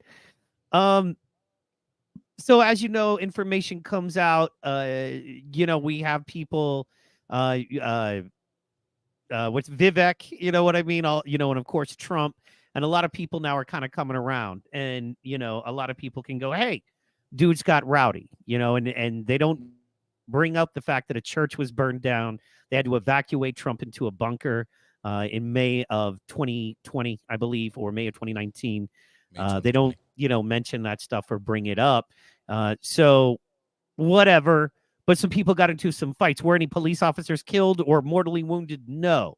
Oddly enough, just once again, a weird factoid, several police officers that were involved in January 6th then oddly went on to commit suicide. I'm not laughing because suicide's a laughing matter. I just find it odd that I believe it was 4 or 5 police officers all died within 30 to 60 days of January 6th. Like, I don't know why. That's weird. Has that ever happened in the history of a police force before? Right? I don't know. Anyway, I found that odd. exactly. And the only other like, and that's a real good question. And the only thing that I would compare it to is September 11th, right? September 11th. Hmm. So you had like, let's go look and see how many police officers on around September 11th took themselves. You know, has it ever happened before? That's the only other thing comparative, because they always say this is the worst thing since September 11th. Right. Well, and what happened exactly? What happened there? Who was in control there? So yeah. The same Wow, people, that's a good point. the same people. Yeah, that's a good point. And it, much less elaborate, than, I mean, J6, you had to do a lot of elaborate stuff, or excuse me, 9/11, you had to do a lot of elaborate things that you didn't have to do on J6. You just turned the people Hmm. against themselves, right? So, um, what up? Shout out LS. But yeah, so we know that just facts here I want to drop on you, and then talk about how you think they kind of maybe add up to a bigger picture, a bigger puzzle piece there, right? So we know that there were calls to Nancy Pelosi, who was in charge of security at that time, and they begged her for more help and to send more people in. She would not. Of course, we know, in participation with the DC mayor. So we know that happened. We know they were deleting Trump's tweets. So all of that action going on. I find it impossible to say it was just a complete breakdown of processes. It has to be planned like this, or there are people that have to make a conscious decision to put others in harm's way to get the outcome they're wanting. I believe that's kind of what happened there, or exactly what happened there. Why do you think there was so many breakdowns and failures of safety and security for the crowd, the Capitol Police, the process? Why do you think Pelosi did what she did? Why do you think that the National Guard wasn't allowed to come in? Why do you think these things went down the way they went down like that? Because we would have had 8 debates, we would have had 8 senators that would have voted against certifying the elections, and the information would have came out, exactly what happened. And they couldn't allow that to happen. So it was, you know, press every button, open every valve, like that's just whatever we need to do to sabotage this. This is what needs to be done. And that's what they did. Wow. Wow. Um, Goodness, man. So J6 happens. It's a big mess. Of course, the mainstream media slaps back hard and uses it the way that probably the memo that came out on January 5th said to use it. But Mm-hmm. anyway, it's, the facts that come. But Mm-hmm. anyway, okay, so that happens. J6 happens. Everybody gets back. Then people start getting poached. People just start getting picked up and arrested.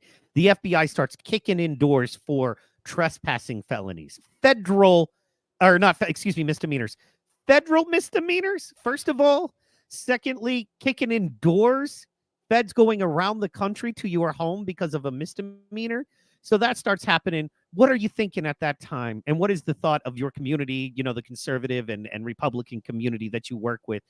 What was going on? What did you start thinking at that time? Which is still going on, but when it first started, did you kind of expect it? Did you not expect it? What were you thinking there? Well, it was definitely expected. Like I said, as we got closer to Dan Biden's the winner, it was we're going to the gulag, guys. Like this is what's gonna happen. Um, kiss your babies. Get yourself together. Um, so we kind of knew this was coming. Um, Personally, I was like, damn, are they going to attempt to come talk to me? I mean, I wasn't there, but knowing a good bit of people who did go, like, are they going to come and attempt to talk to me or try and say that I was a part of planning this or whatever the case is? Because, like, no, I'm not. Can't. Sorry, bud. Waste your time somewhere else. This black man's clean. I got enough problems. I got enough problems. I am. I can't do anything for my kids in the DC gulag, man.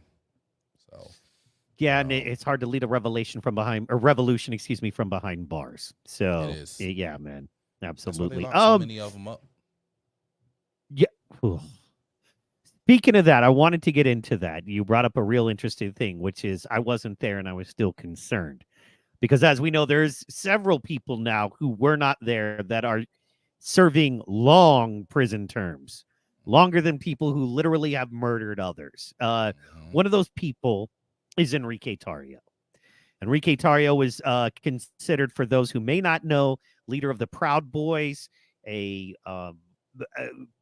considered to be a right wing extremist group. They are in my opinion, they're kind of like Knights of Columbus, but updated for nowadays, if you will. And Anyway, very pro Trump, very, consider themselves MAGA folks, and still do. Enrique Tarrio was the leader of this group. They've been called racist many times. However, he's Afro-Cuban. We know many people of many races that are part of the Proud Boys. Racist is just one more left term, one more term the left uses to try to hurt them. I do not think they're that.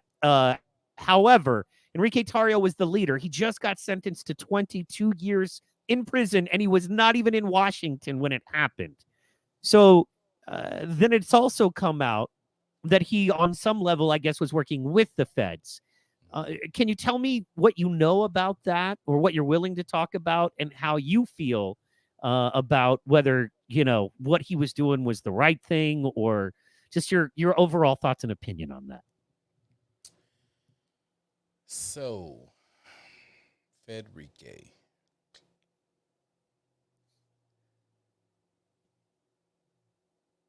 So it came out.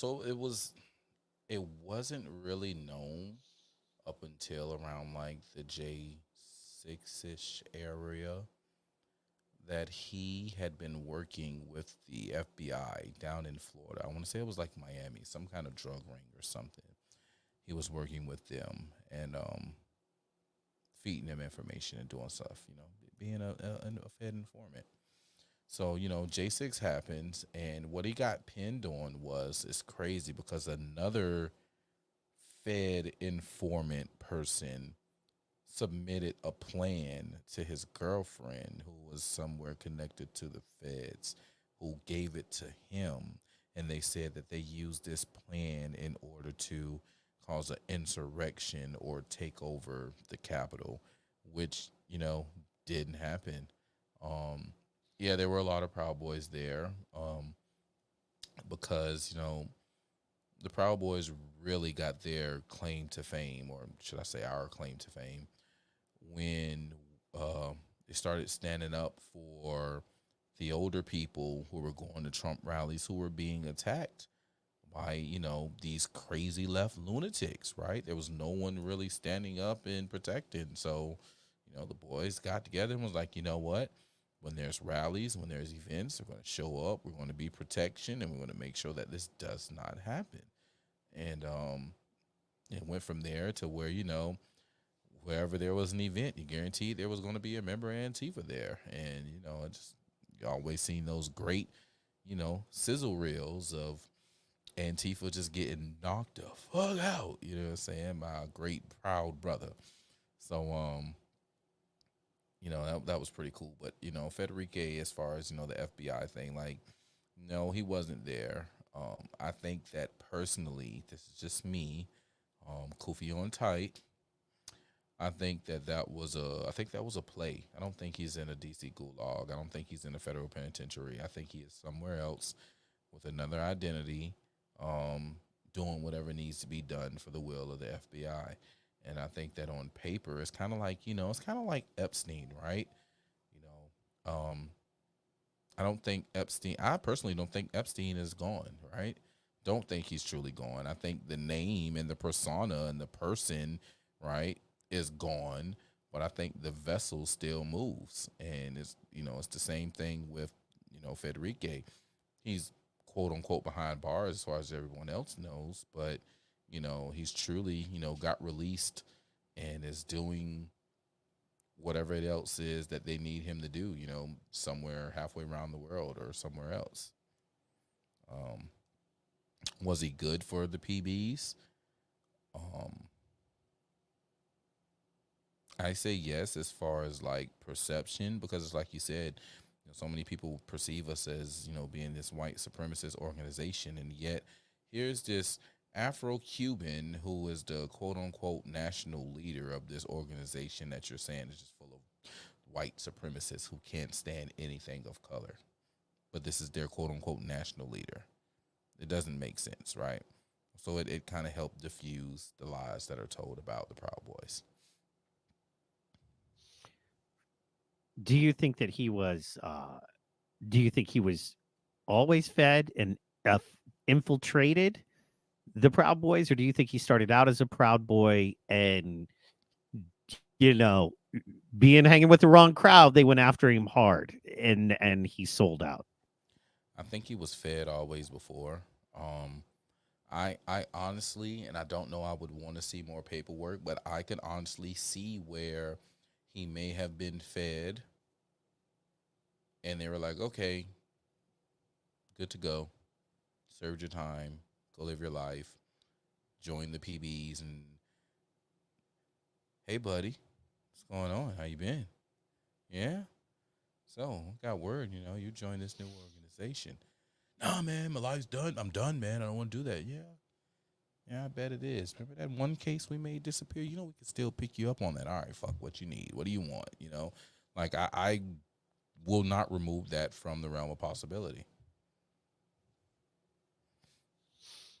Fair enough. Do you feel currently that? Do you feel currently that the PBs are pretty straight with that now? They know who they're dealing with and what's going on, or do you feel like there could still be some infiltration, or what's your feelings on that right now? Hmm. I don't know. I won't talk much on that. Okay, fair enough. Absolutely. Fair enough, man. I'm gonna ask. I'm I gonna know. ask everything I can. I think it's important. And can you tell the difference? A lot of people don't know the difference between the Oath Keepers and the Proud Boys. Uh, Probably just the funding and planning, but because I mean, come on with the Oath Actually, Keeper videos. I mean, come on, but yeah, and I think you were in the video. You were in the chat, um, or the live stream when Cannon showed that, and they were talking about the Oath Keepers, right? Did you see the one yeah. where they kind of did a deep dive into the Oath Keepers? The lady talking about the Oath Keepers, and they've actually been around way longer than the PBs. They've been around way longer than the PBs, man. And it was like a actual.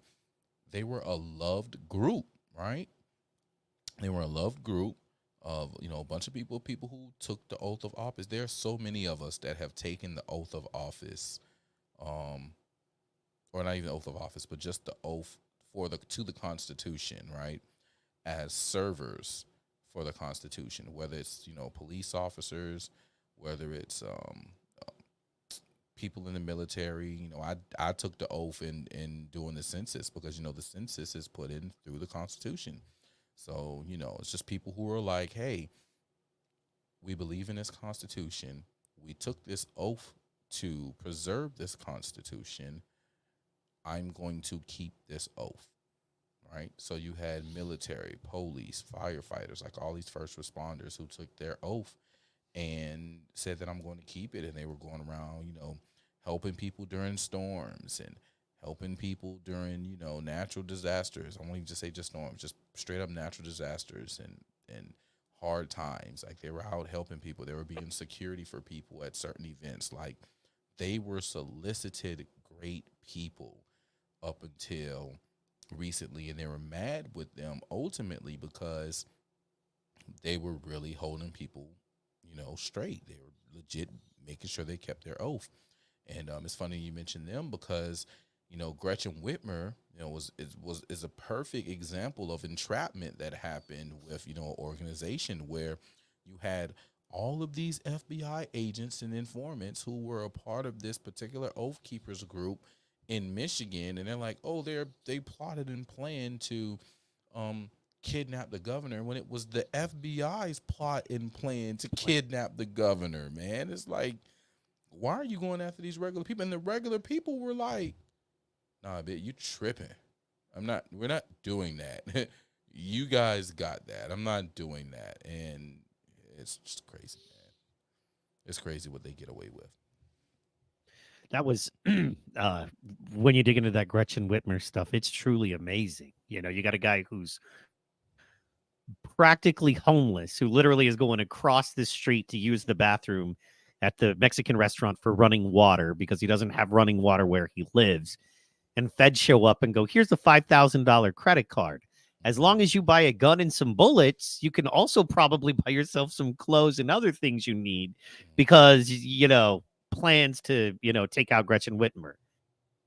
And what do you think? And clearly these guys were, you know, they've all, three of the four have been diagnosed with either mental or emotional issues, right? So that's who they get and that's what they do. And then they bang it out. I think that, you know, this is one of the reasons the internet is good nowadays is because we can share this information. And we do have the opportunity to do that, you know. And it scares them. It scares them, man. We've been looking for the internet to go out for a few years now.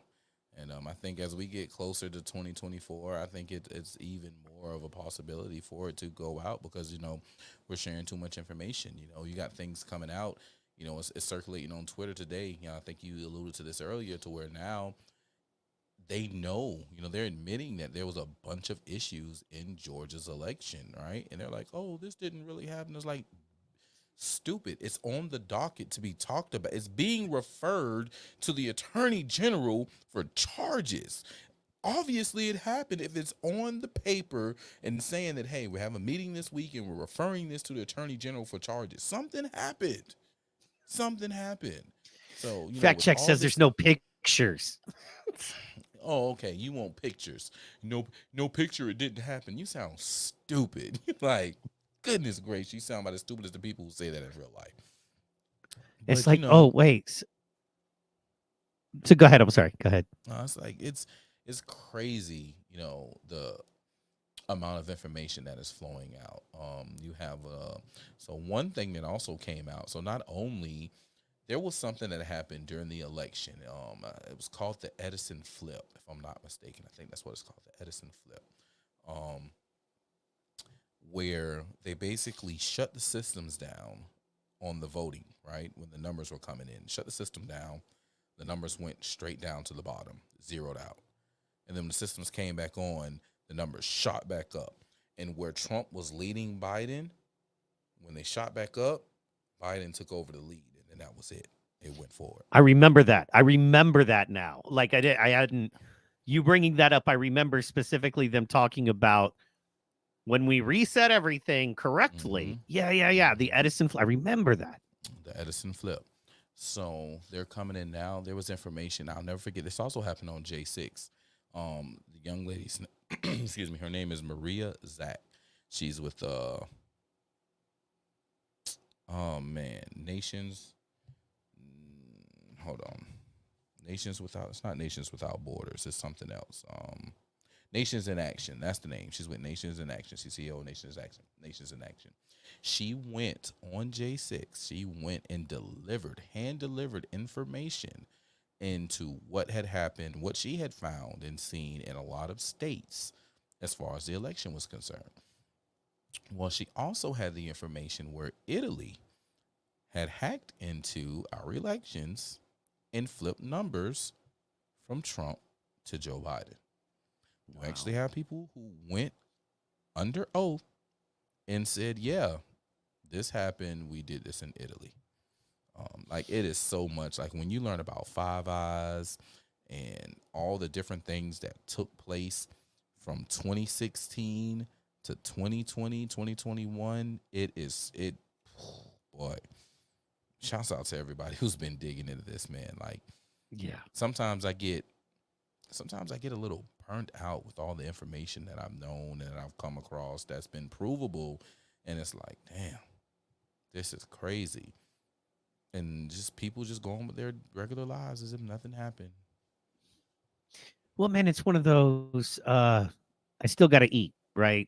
This time of year really brings it out in that, you know, it's easy in certain ways to be like, yeah, people are working and doing their thing. But this time of year, you know, go to the grocery store, go to any department store, you know, go to my favorite store, Ross. You know, I mean, Ross is the boss. You know, I don't care what you say, man. But anyway, it shows you what retail slaves we are, and drive down any street and look at the amount of Amazon packages sitting on the doors right now. And I Mm-hmm. understand, and go Christmas. You know what I mean? I get it. But good night. You know what? In fact, this might be because next Sunday is Christmas Eve. Yeah. So we'll probably take Mm-hmm. next Sunday off. So this will be our last ep for a couple of weeks, unless we do like a quick, maybe something on, we'll figure it out. We might do a best of because we've got so much material. I want to start cutting little awesome clips and start putting them out there. Sorry about that. I did not mean to get sidetracked there. Nah, My you next good, bro. question is why? Like, Why? why do you think it is what it is? Why do you think? Because I'm old enough to I remember Clinton. I remember Obama, of course. I remember Bush Jr. I remember Bush Sr. a little bit. Remember Bush Jr. clearly. And then of course it went from conservative to Democrat, or if you will, Republican to Democrat, clearly. And then it was 16 years of one thing. And then it went to Trump, and then tooth and nail, break glass in case of emergency, burn the world down, literally let people go, murder people in the streets protesting against this guy, which they did, as we know. We can't have this guy in no matter what, all the way down to, what we saw and what we've been talking about, these shady elections. Just why? Right? Like, of all the guys and all the elections and all the things, why this guy? Right? Like, why this election? Because he was an existential threat to their way of life. Right? He knew how they got down. He knew how they party. He didn't rock with it in the beginning. It's funny. A lot of people didn't understand that there are things that they did that he did not get along with. They talked about the I think it's Studio 57, whatever the studio is in New York. It's like a club, and everybody being there doing drugs and drinking alcohol, or whatever the case. 54, yeah. Studio 54, and he was sipping on a Diet Coke. You know what I'm saying? Everybody else is getting wasted on whatever their pleasures are, and he's sipping on a Diet Coke, just watching everybody. He's there because he's a socialite, right? He has the name, but he's not partaking in the things that they're partaking in. And people didn't like him. They just didn't like him. They it's on record saying like, "Hey, man, he's a cool guy, just on the third." But when it comes to parties, yeah, he was a weirdo. We didn't like him. He didn't party like we party. So they knew that he knew what was up. Matter of fact, what's funny? Only one person has ever been documented talking against, as far as in the elites go, right? One person has been documented talking against Jeffrey Epstein. Only one has been deposed and has gave whatever information they asked about Epstein. And his name is Donald J. Trump. He's the only one. That's LS is true. Trump told their secrets. He told on the tax code. That's very true.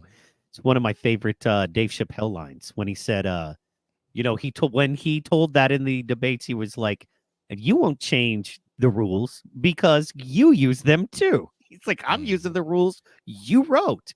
And he told everybody. And he's like, know how I know? Because I'm using them too. And he was right. I agree with that. I also agree that he was a threat to their way of life. And people forget, or a lot of young cats don't know. I mean, I love The Apprentice. He had a great reality show that I love to watch called The Extremely Entertaining. There were some high quality people on that show. So there was that. In addition to that, things like when he came out and they were like, how do you like steak? He's like, oh, I like to put ketchup on it. And they were like, oh, you're so stupid. Who puts ketchup on a steak? And what he didn't realize is that poor people have lower quality cuts of meat. We just do. I can't afford $50 for 2 steaks. You know what I mean? You're fired. Yes. Comparatively, right? When I'm buying groceries for my house and it's, I got $150 budget for the next 5 days for dinner, I can't spend $50 of that on just one steak. And so you still want to eat beef, but you get lower quality cuts of meat when you're poor. And then you put ketchup on that, right? And you like it well done. So and man, I'm telling you, a well done steak. I'm gonna go barbecue sauce or hot sauce, but a well done steak, you know what I mean, with the right stuff is a great dinner. Mm-hmm. Mm-hmm. I remember those days. And they make the danger. You get a guy who comes from poor, who talks to poor people, who's easily puppeted, if you will. Which I was going to say like Barack Obama, in my opinion, but yeah, no, he was Barry Soetoro. He never poor, you know what I mean? Mm-hmm. So Mm-hmm. Barry wasn't poor. But somebody like Trump is the most dangerous. When you get somebody who knows your game, plays your game, does not bow to your gods, does not need the approval you need, little g gods, does not bow to them, but somebody who is willing to do the best for the people and would rather help out the people that he knows built his buildings and keep his plumbing going and keep the roofs on his businesses. Those people deserve. He's like, my businesses don't work without them. So let's take care of these people. It's not rocket science. If we take care of them, we all live better lives. And yes, I know what it is to have all the money and to be at all the parties and yada yada. And I think that's why he posed such a threat to them. Did I think they were going to do what they did? No. Did I think that they were going to just unleash what they unleashed on America to get rid of him? No. But that kind of shows you Barry is poor in morals, ladies and gentlemen. I had to post the joke. Yes, LS. Jokes win around these parts. Jokes win. Absolutely. So they're still arresting people, and I legitimately think what they're doing right now, I wanted your opinion on this, your thoughts on this. What they're doing currently to Trump on some levels is blatantly just a carryover, right? Because they're still trying to charge him. So there's that. Then all those other BS charges and stuff that they're doing, I feel like it's just an extension of. They're literally just weaponizing the court system to go after the guy that is better than them, that can win, that the people want, which is, a junta. You know what I mean? And it offends me that they say he'll destroy our democracy. So what? So you're using the court system to destroy him? Anyway, that's kind of how I'm looking at it right now. What are your thoughts on it? There was an interview. I mean, you hit the nail on the head. There was an interview this week where a guy was like, we don't think the courts are going to be able to do what we need done, and that's keep him off the ballot. And it's like, wait, what? Your job is to make sure you put up a candidate that can beat him, if that's what you want to happen. You don't just sick the courts on someone because you know that outside of that, you have no other way. Right. It's sick, man. It's sick. And I am ready for people to just realize what's going on. And, it's time for a new Declaration of Independence. I think we need to declare independence from these elite suckers, bro. These people who are in power. I think they need to be removed. They need to be recalled. And I think that we need people, honorable statesmen and women, who will step up and carry the mantle as it's supposed to be carried. We got to get rid of these rich bastards, bro. These rich bastards who don't have our good at heart. They got to go. They got to go. Absolutely. And to carry that with the news, what do you think of Trump's plan, basically, to shut down the border, drill, and get rid of, what do you say, 75% of permanent Washington? Dictator for a day, baby. Dictator for a day. I'm gonna do it. It's gonna be huge. It's gonna be huge. It's gonna be huge. I did not know. I think I've said this before, but I did not know that we were one of the most oil-rich countries on the planet until Trump. Yeah, that's amazing. Yeah. They don't tell you that. So of course not. That's crazy there. So, okay, want to dig in just a little bit. They're talking Rico and, they got him now because conspiracy here and there. And from what I've seen and dug into, literally the conspiracy is him calling his attorneys going, there's a lot of shenanigans going on here. What can we do? can we find anything to help us in these states, in these purple states?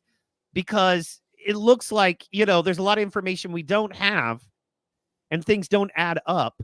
And because he got on the phone with his legal representation and the people whose job it was to listen and execute when he asked them to do that as commander in chief, that he did that and somehow that's illegal or something. And I'm trying to figure this out. And I wanted to know if you had more of a concise way to kind of put it and help me understand what's going on here. Bro, they is throwing spaghetti, ketchup, panties, everything that they can get their hands on at the wall and trying to figure out what is going to stick. All right. There is no RICO. There's no RICO case.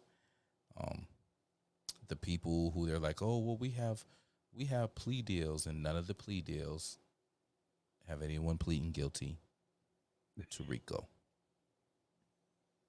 So if you have nobody That's pleading true. guilty to RICO, you have no plea deals on a RICO, because RICO isn't in any of those I plead guilties. I've heard someone say, oh, he's got 92 charges. Yeah. And damn near 20 of those charges is him tweeting saying, go look at something. So what are we saying here? We're talking, oh, those are fake electors. No, those are alternate electors from an actual party. Those are people who went ahead and did their job. They did their due diligence, prepared just in case, just like in the JFK election, that the dang on, situation gets flipped. It's crazy. LS, Sidney Powell, the only one who didn't have a one sentence fucking apology letter was Jenna Ellis. Sidney Powell had a one sentence apology letter that didn't mention Donald J. Trump. The other guy in Coffee County had a 1-page apology letter that didn't involve Donald J. Trump. Jenna Ellis was the only one. And the reason Jenna Ellis's was the way hers was is because she's on the DeSantis train. Plain and simple. So, Wrong. it's Yeah. right. I bet she's mad now. Yeah. And she can't do nothing but double down on it.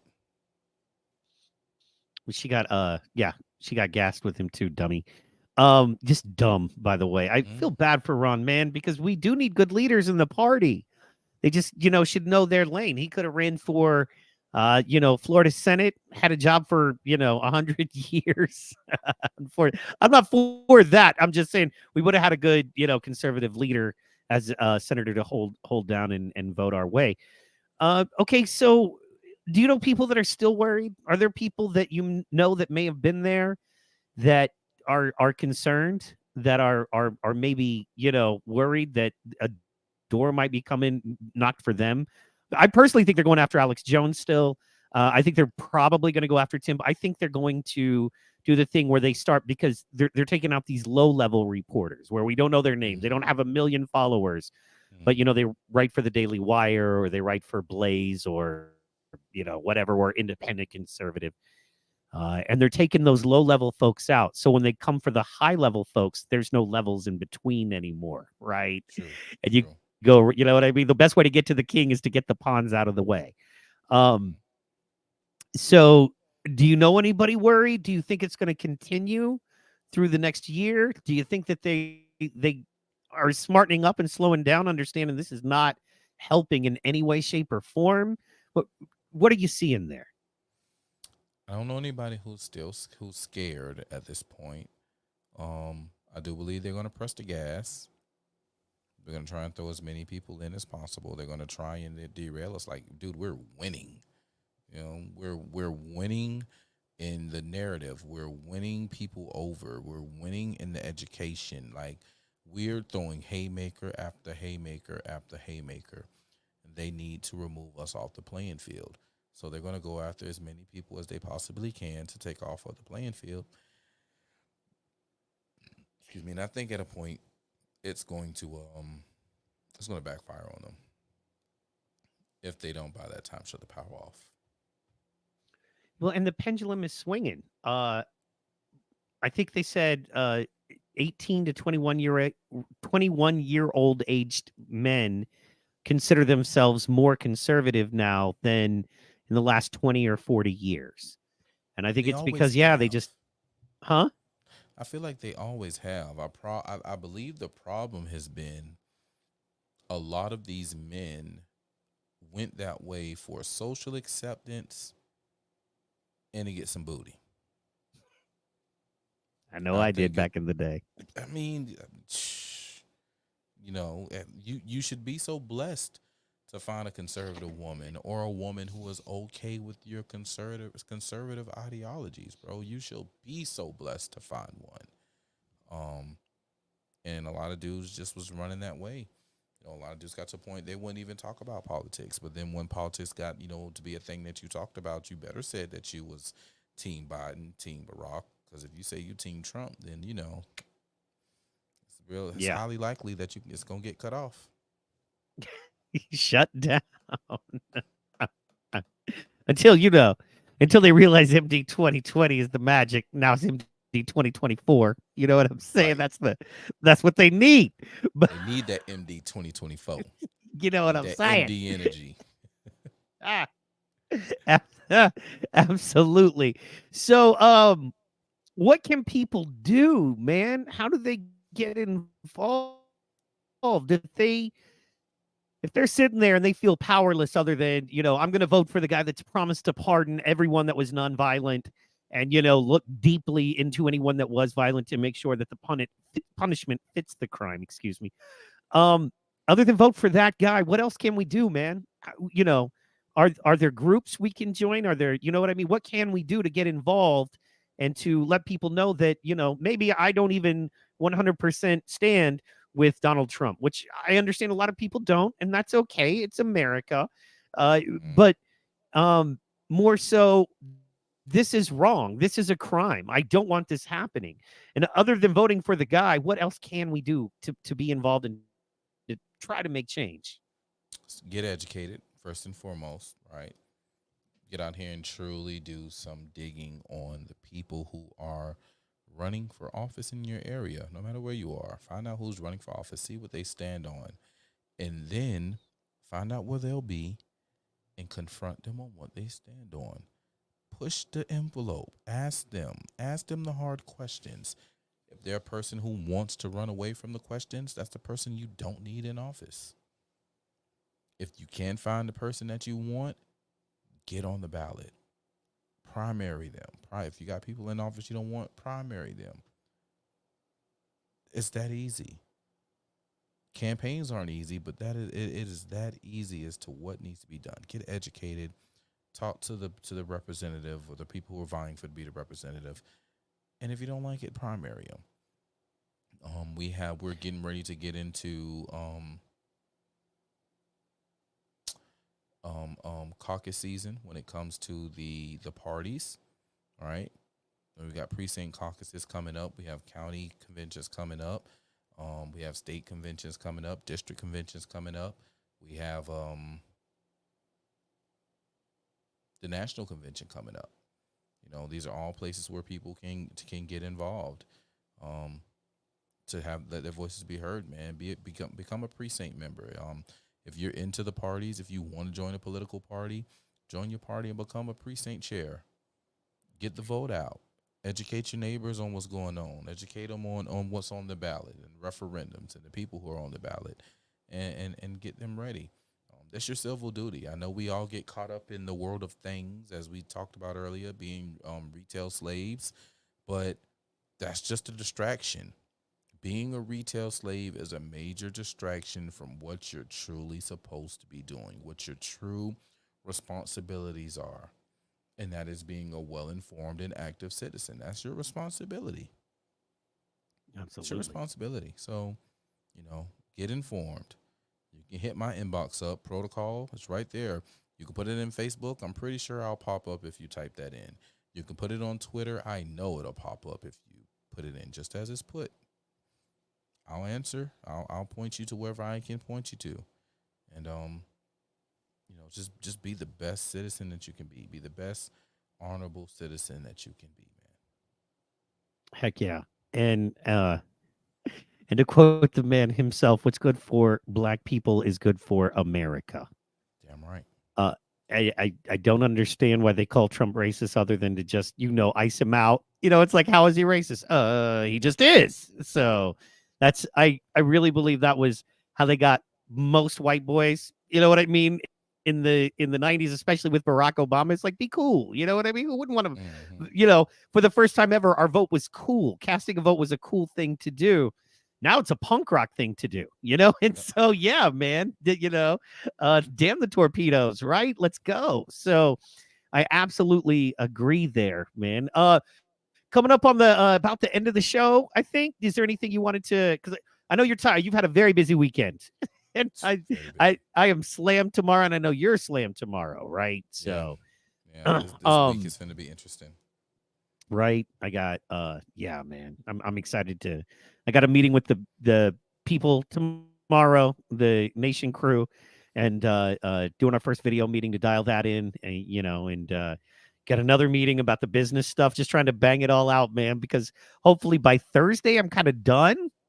And then I can just do some fun clips for our shows. They're gonna put y'all back in chains. Look, you ain't black if you don't vote for Joe Biden. Okay, so I voted for Joe Biden and I'm still not black. What the hell? I want a refund. I ain't vote for that mother. I wouldn't vote for him if it's he was the last president on earth. You couldn't pay me. Which, he might be if we mess around and put him back in. Right. I don't think they're gonna put him back in. I think it's over for him. They know it's over for him. All right, man. Fair enough, man. Thank you so much for talking to us, man. As you say, man, get involved. We're doing this. Get the word out. Let people know. I was on the phone. Was it Friday night for like an hour to Hawaii and friends there, which it's a very blue stronghold of a place. But since Maui's happened and since everything has happened, and I mean the government can only take so much from us for so long before the natives get restless and we decide no. Enough is enough. So I think we're doing that, and I think we're doing a good job of that. Man, congratulations on everything. I'm glad you had a great weekend. I'm glad you're out in the community. One thing you do, and it's so important, I think, for folks to know to do, stay in your community, man. Yeah, we can have a great time. You know what I mean? We can mix it up. DJing, comedy, live events, music, you name it, man. We're there, and we're in the mix. That's right. And, it's better when you don't have to, write a bunch of pronoun rules and stuff. You'd be like, I don't care what anybody thinks. I'm here to show love and have a good time. We got a plan. Let's go. And we're going to push it. And we're going to go hard. We're going to keep coming with these great podcasts. We're going to come with these great shows, man. We're going to keep providing content building situation after content building situation. And we are going to build what we want to see in this damn country. That's what we're going to do. I'm not stopping. I don't believe Mike's gonna ever stop. Like we're going to the end, bro. We are going to the end. And I just ask that y'all take this journey with us, continue moving with us. Get on social media. And I'm gonna take the words of Auntie Maxine Waters. You get in their face and you push back and you tell them you're not welcome here. You're not welcome, and we don't want you anymore. So you tell this illegitimate president, Biden, that we don't want you anymore. Yes. And you get out there and you tell his people and his leaders, like the leader of the Democrat National Committee, that he's a liar and he ain't worth the crap that he's talking about. And maybe you'll be like me and you'll get blocked. Except I didn't call him a liar. Or did I? No, you told the truth. I told the truth. I put a mirror in his face. Y'all, it was so funny. He does not want people to see this video. And unfortunately, I just blew up the whole set. So, well, and good, man. That's what you got to do. I wanted to ask, because, you've been known to be a Republican and a conservative for a long time. Have you noticed a change out there? Because you are in your community. Unlike a lot of these cats that like to talk big, and they like to swing what I like to call their verbal dick, and they like to be like, I'm on TV and I'm on the radio and my ears to the streets. It's like, no, you're not. I can show you this man right here Friday night at the festival party with club. real business at the club In the too. club. I'm in the club. In the club, dealing with real business owners that the real government has really screwed over. You know what I mean? Not some representative that fits the narrative, but somebody who really is living it. And you're amongst those people. You're at the club. You're doing it, which a lot of these cats can't say. You know what I mean? Nope. I don't care Nope. how cool they pretend to be on the internet. You live it and you document it, and it's right there. So has there, with that said, have you noticed a change, man? Have you noticed people kind of coming around, or just more of a friendly attitude, or anything like Absolutely. Absolutely. I walk in the club and they say Mr. MAGA walked in the building, y'all. Trump 2024 Pro was right. You know what I'm saying? What up, Cannon? Cannon in the building. You know what I'm saying? Fresh off the baby recital. Yeah. Yo, listen, we had a good Sunday morning grift this morning. If you missed the Sunday morning grift, go on Cannon Hotep's page, check out the Sunday morning grift. It was freaking awesome. Talking about all the headlines that was in the news. But yeah, it's like, you know, people are changing, bro. Like I'm getting so many more apologies. Like, man, I'm sorry. You know, so a lot of the people who wanted to cancel me, man, it's like, man, you was right. My bad. I didn't know. You know, I should have listened.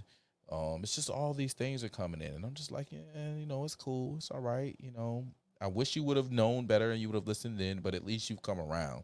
You're not so stuck on stupid. You're not doubling down on your stupidity at this point to where you're just like, I can't never vote for him. Rawr. Like, nah, you know that things are different. You know, the money ain't money. The biggest thing of all that has come to fruition is that these people realize that money under Trump was better than money under Biden.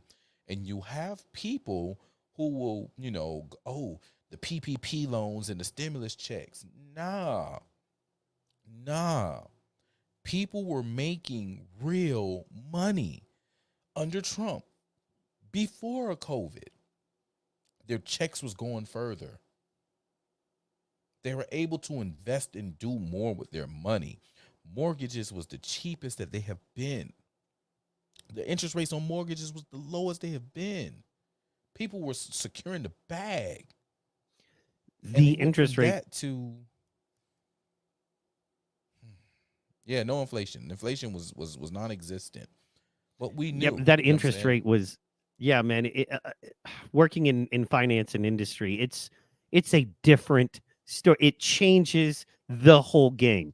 It changes whether you can buy a car or not, and how long it takes you to pay for that car, home, whatever. It is such a difference, man. And it's one of those things you can watch from a third party point of view and just go, how do people live? You know, I'm living in it too, but how is anybody gonna live? Good Lord. So yeah, man, that's I think why people are coming back around. You know, it's not rocket science. It's the economy, stupid, right? It's the economy, stupid. Yeah. So people see it, man. Man, if Cannon is still listening, I wanted to hit this, man, as we go out, which, Cannon, your show was short the other night, man. Like, I walked away and I came back and he was gone. I was like, oh, so, but all good. I ain't mad. So, you can't do 4-hour shows every night. We went to Rumble. We went to Rumble. Oh, yeah. No. I was on Rumble. But his show was like an hour. His show was like an hour 10, hour 15. It was 2. It was I think it was like an hour on, I want to say it was an hour on YouTube and then an hour on Rumble, I think. Something like that. It was good. It's a little short. I was like, oh no, I left and I came back. It was over. But man, if Cannon, if you're still listening, man, this is my idea for a fun show, and I wanted to release it here because I want nobody stealing it from us, because it was your idea, Cannon. I fleshed it out a little bit, right? And 1 hour on YouTube, 1 hour on Rumble. Cool. Okay, so I'm just gonna show every time Cannon says anything because it's cool that Cannon Hotep be saying stuff on our chat. Anyway, so okay, so here was the thing. We're gonna call it over. Your mic screwed you. Your mic screwed you. Yeah, we're back. One over there. Absolutely, it's got to be a bad idea. If prices are too high, move. Robert Palacio's a dick. So anyway, so here's the idea, right? So it's going to be called Over the Hotop, And here was my thought on it. Okay, so Cannon, you're gonna play like the champ, like you're gonna be the slap fight champ of the world. You know what I mean? Rolling deep. You know what I'm saying? Gold chains, fancy car, living in Vegas, and Unk is gonna be like your manager. You know what I'm saying? With the glasses and the coonskin cap, and he's gonna be like your manager, right? And then on one side, okay, you got Goldstein, okay, and then on the other side you got Rudy, right? But then Rudy's trainer is HJ, Hotep Jesus. So Rudy's like, rah. And then he goes to Hotep Jesus, who's like the Mr. Miyagi. You know what I mean? He's like, meditate, Rudy, right? Relax. Believe in your slap fight abilities. And then on the other side, you got Goldstein, and he's being trained by Strong Dad. So it's all about, beat him, and he's in the gym, and he's doing the thing, and, and he's doing that stuff. Then me and Protocol, we're going to be the two play-by-play commentator guys. That's where we fit into the thing. So the cool journey is you have me and you telling the story, and you have HJ as a trainer on one side, Strong Dad as a trainer on the other, right? And these two dudes are fighting, and they're trying to get to where Cannon is, and they want that championship, and they're both coming for it, right? So we can set up like a trilogy here. You know what I mean? And then what we can do to make money on it is sell bit parts, right? So we could do a crowdsourcing movie and like say, because we got to put Cannon in some scenes where he's just bashing dudes, and that's why he's the champ. So anybody in the nation that wants to come in can donate like $250, $500, and they can do a slap fight with Cannon, or a slap fight with Rudy, or a slap fight with Goldstein. It's all TV, so they're not really slapping unless they want it, right? And then they pay the money to have a part in the movie, and that's how we crowdfund it and get it done. What do you think?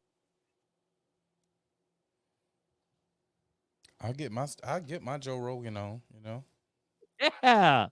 I'll get my Joe Rogan on.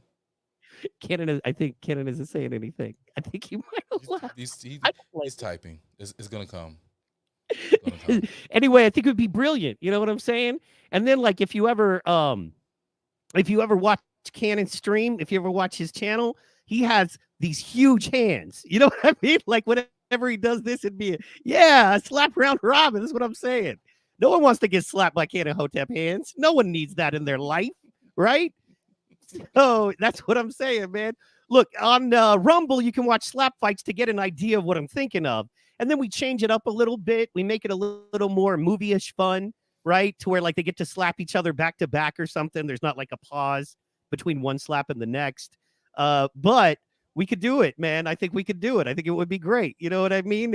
And the secret is, so you have these two dudes training, right? You got one dude in California, one dude on the East Coast. You got Rudy and Goldstein, and they couldn't be more different. But the secret is you find out they're the same. You know what I mean? You have one scene where Rudy's around his dinner table, and he's like, man, I'm just doing this to take care of my family. And then you have Goldstein, and he's at a table. He's like, man, I'm just doing this to take care of my family. And you're like, whoa. And then you hear him listening to like the same Wu-Tang song as they're training. And you're like, they couldn't be more different, but they're the same. And so you kind of cheer for both of them. You know what I mean? It'd be great. I think it'd be great. I think we could do this. And it would be relatively low budge, right?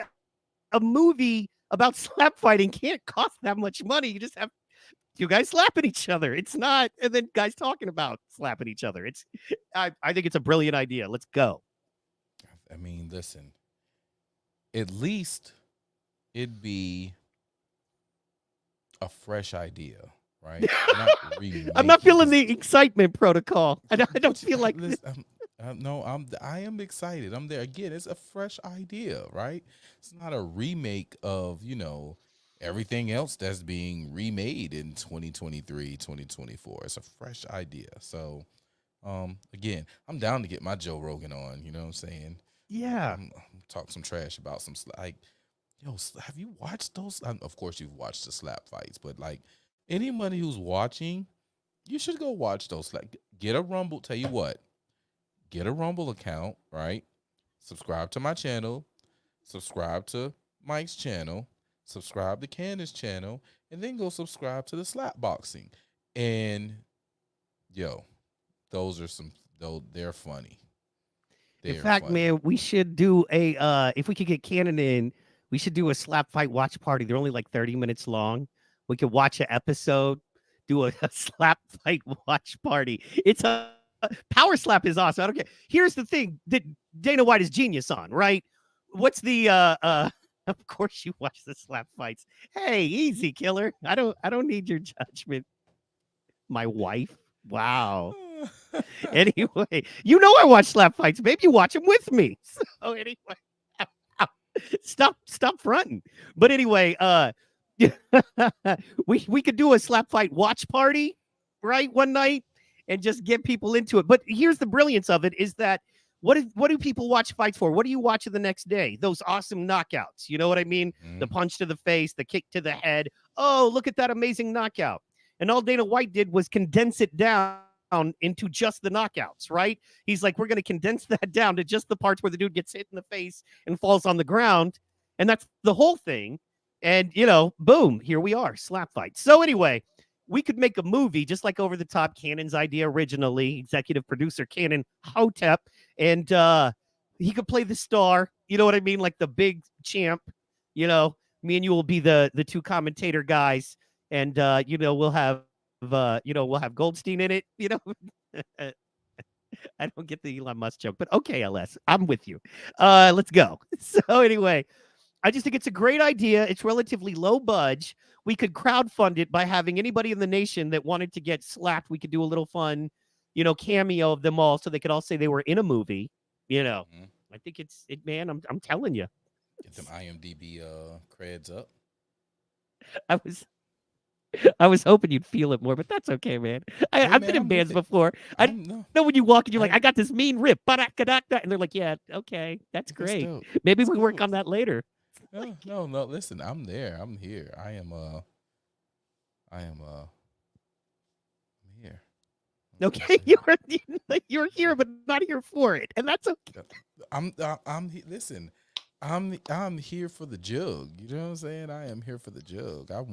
I would love to, compete against lady ballers. You know what I'm saying? Like, yeah. I'm with it. Well, because our thing would be cool, man. It would actually be cool. We would make it like a over the top thing. You know what I mean? Blue collar people, blue collar dudes.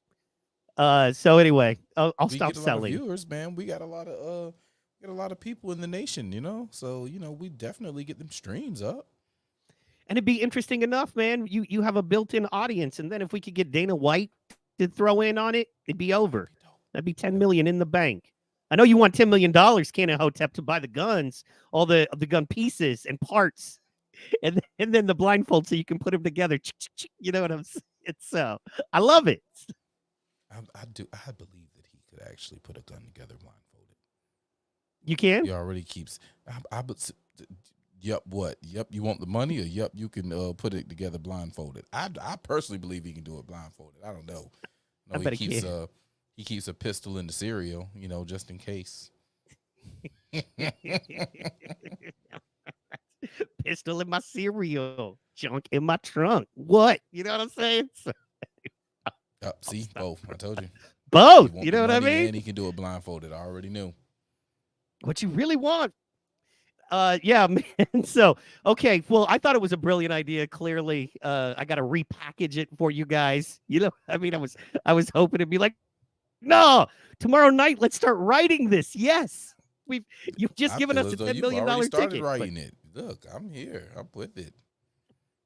All I got to do is talk trash about, some people fighting. You know what I'm saying? I'm with it. Yeah, I just think it'd be amazing. I think it'd be fun to watch. I think it'd be relatively low budge. I think we could crowdsource it.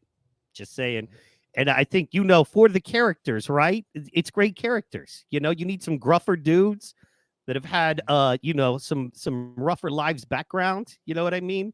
And then you have like a dude like Cannon who's just super confident. He's nice, but super confident. He could play a champ, like a slap fight champ. He could play that easily. So, and then I think Unk would be a hilarious like promoter guy. He just has that manager style to him. He's wearing the, he's wearing his glasses. He's like, my champ is the champ. He is the Hotep Nation Don. He is. He'd be perfect for that role. He is. Gangster of gangsters, man. There's a black man from Exton, Pennsylvania, only in America. I like how Cannon, man, I'll tell you, people don't realize Cannon brings his own. You know what I mean? A lot of times you think to yourself, oh, well, he's part of a thing, so it's just going to be an extension of that thing, right? Mm-hmm. More of that flavor. And then he comes out and he, while he, holds the line legitimately and truthfully, he's his own man and he brings up his own ideas, his own thoughts. So everybody tune into that show. What's funny? My old What lady you just laughing at? texted me and said she's watching a new Obama movie and we can live in the country now. She's good on the city. Yes. There you go.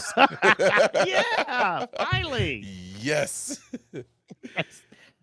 That's what we were talking about. Slap Gavin. Yes, we will slap Gavin Newsom. So anyway, man, we went a little long just because yeah, man, just having fun with it. Wanted to do a little bit of that deep dive. We got that. We'll probably cut that up and have it as its own thing for you. And so if anybody wants to talk to you about the J6 thing, because it's going to be more prevalent in this upcoming election, you've got some real info here, some legit info. Everything can be sourced. Yeah, man, anything you want to leave the folks with? Protocol.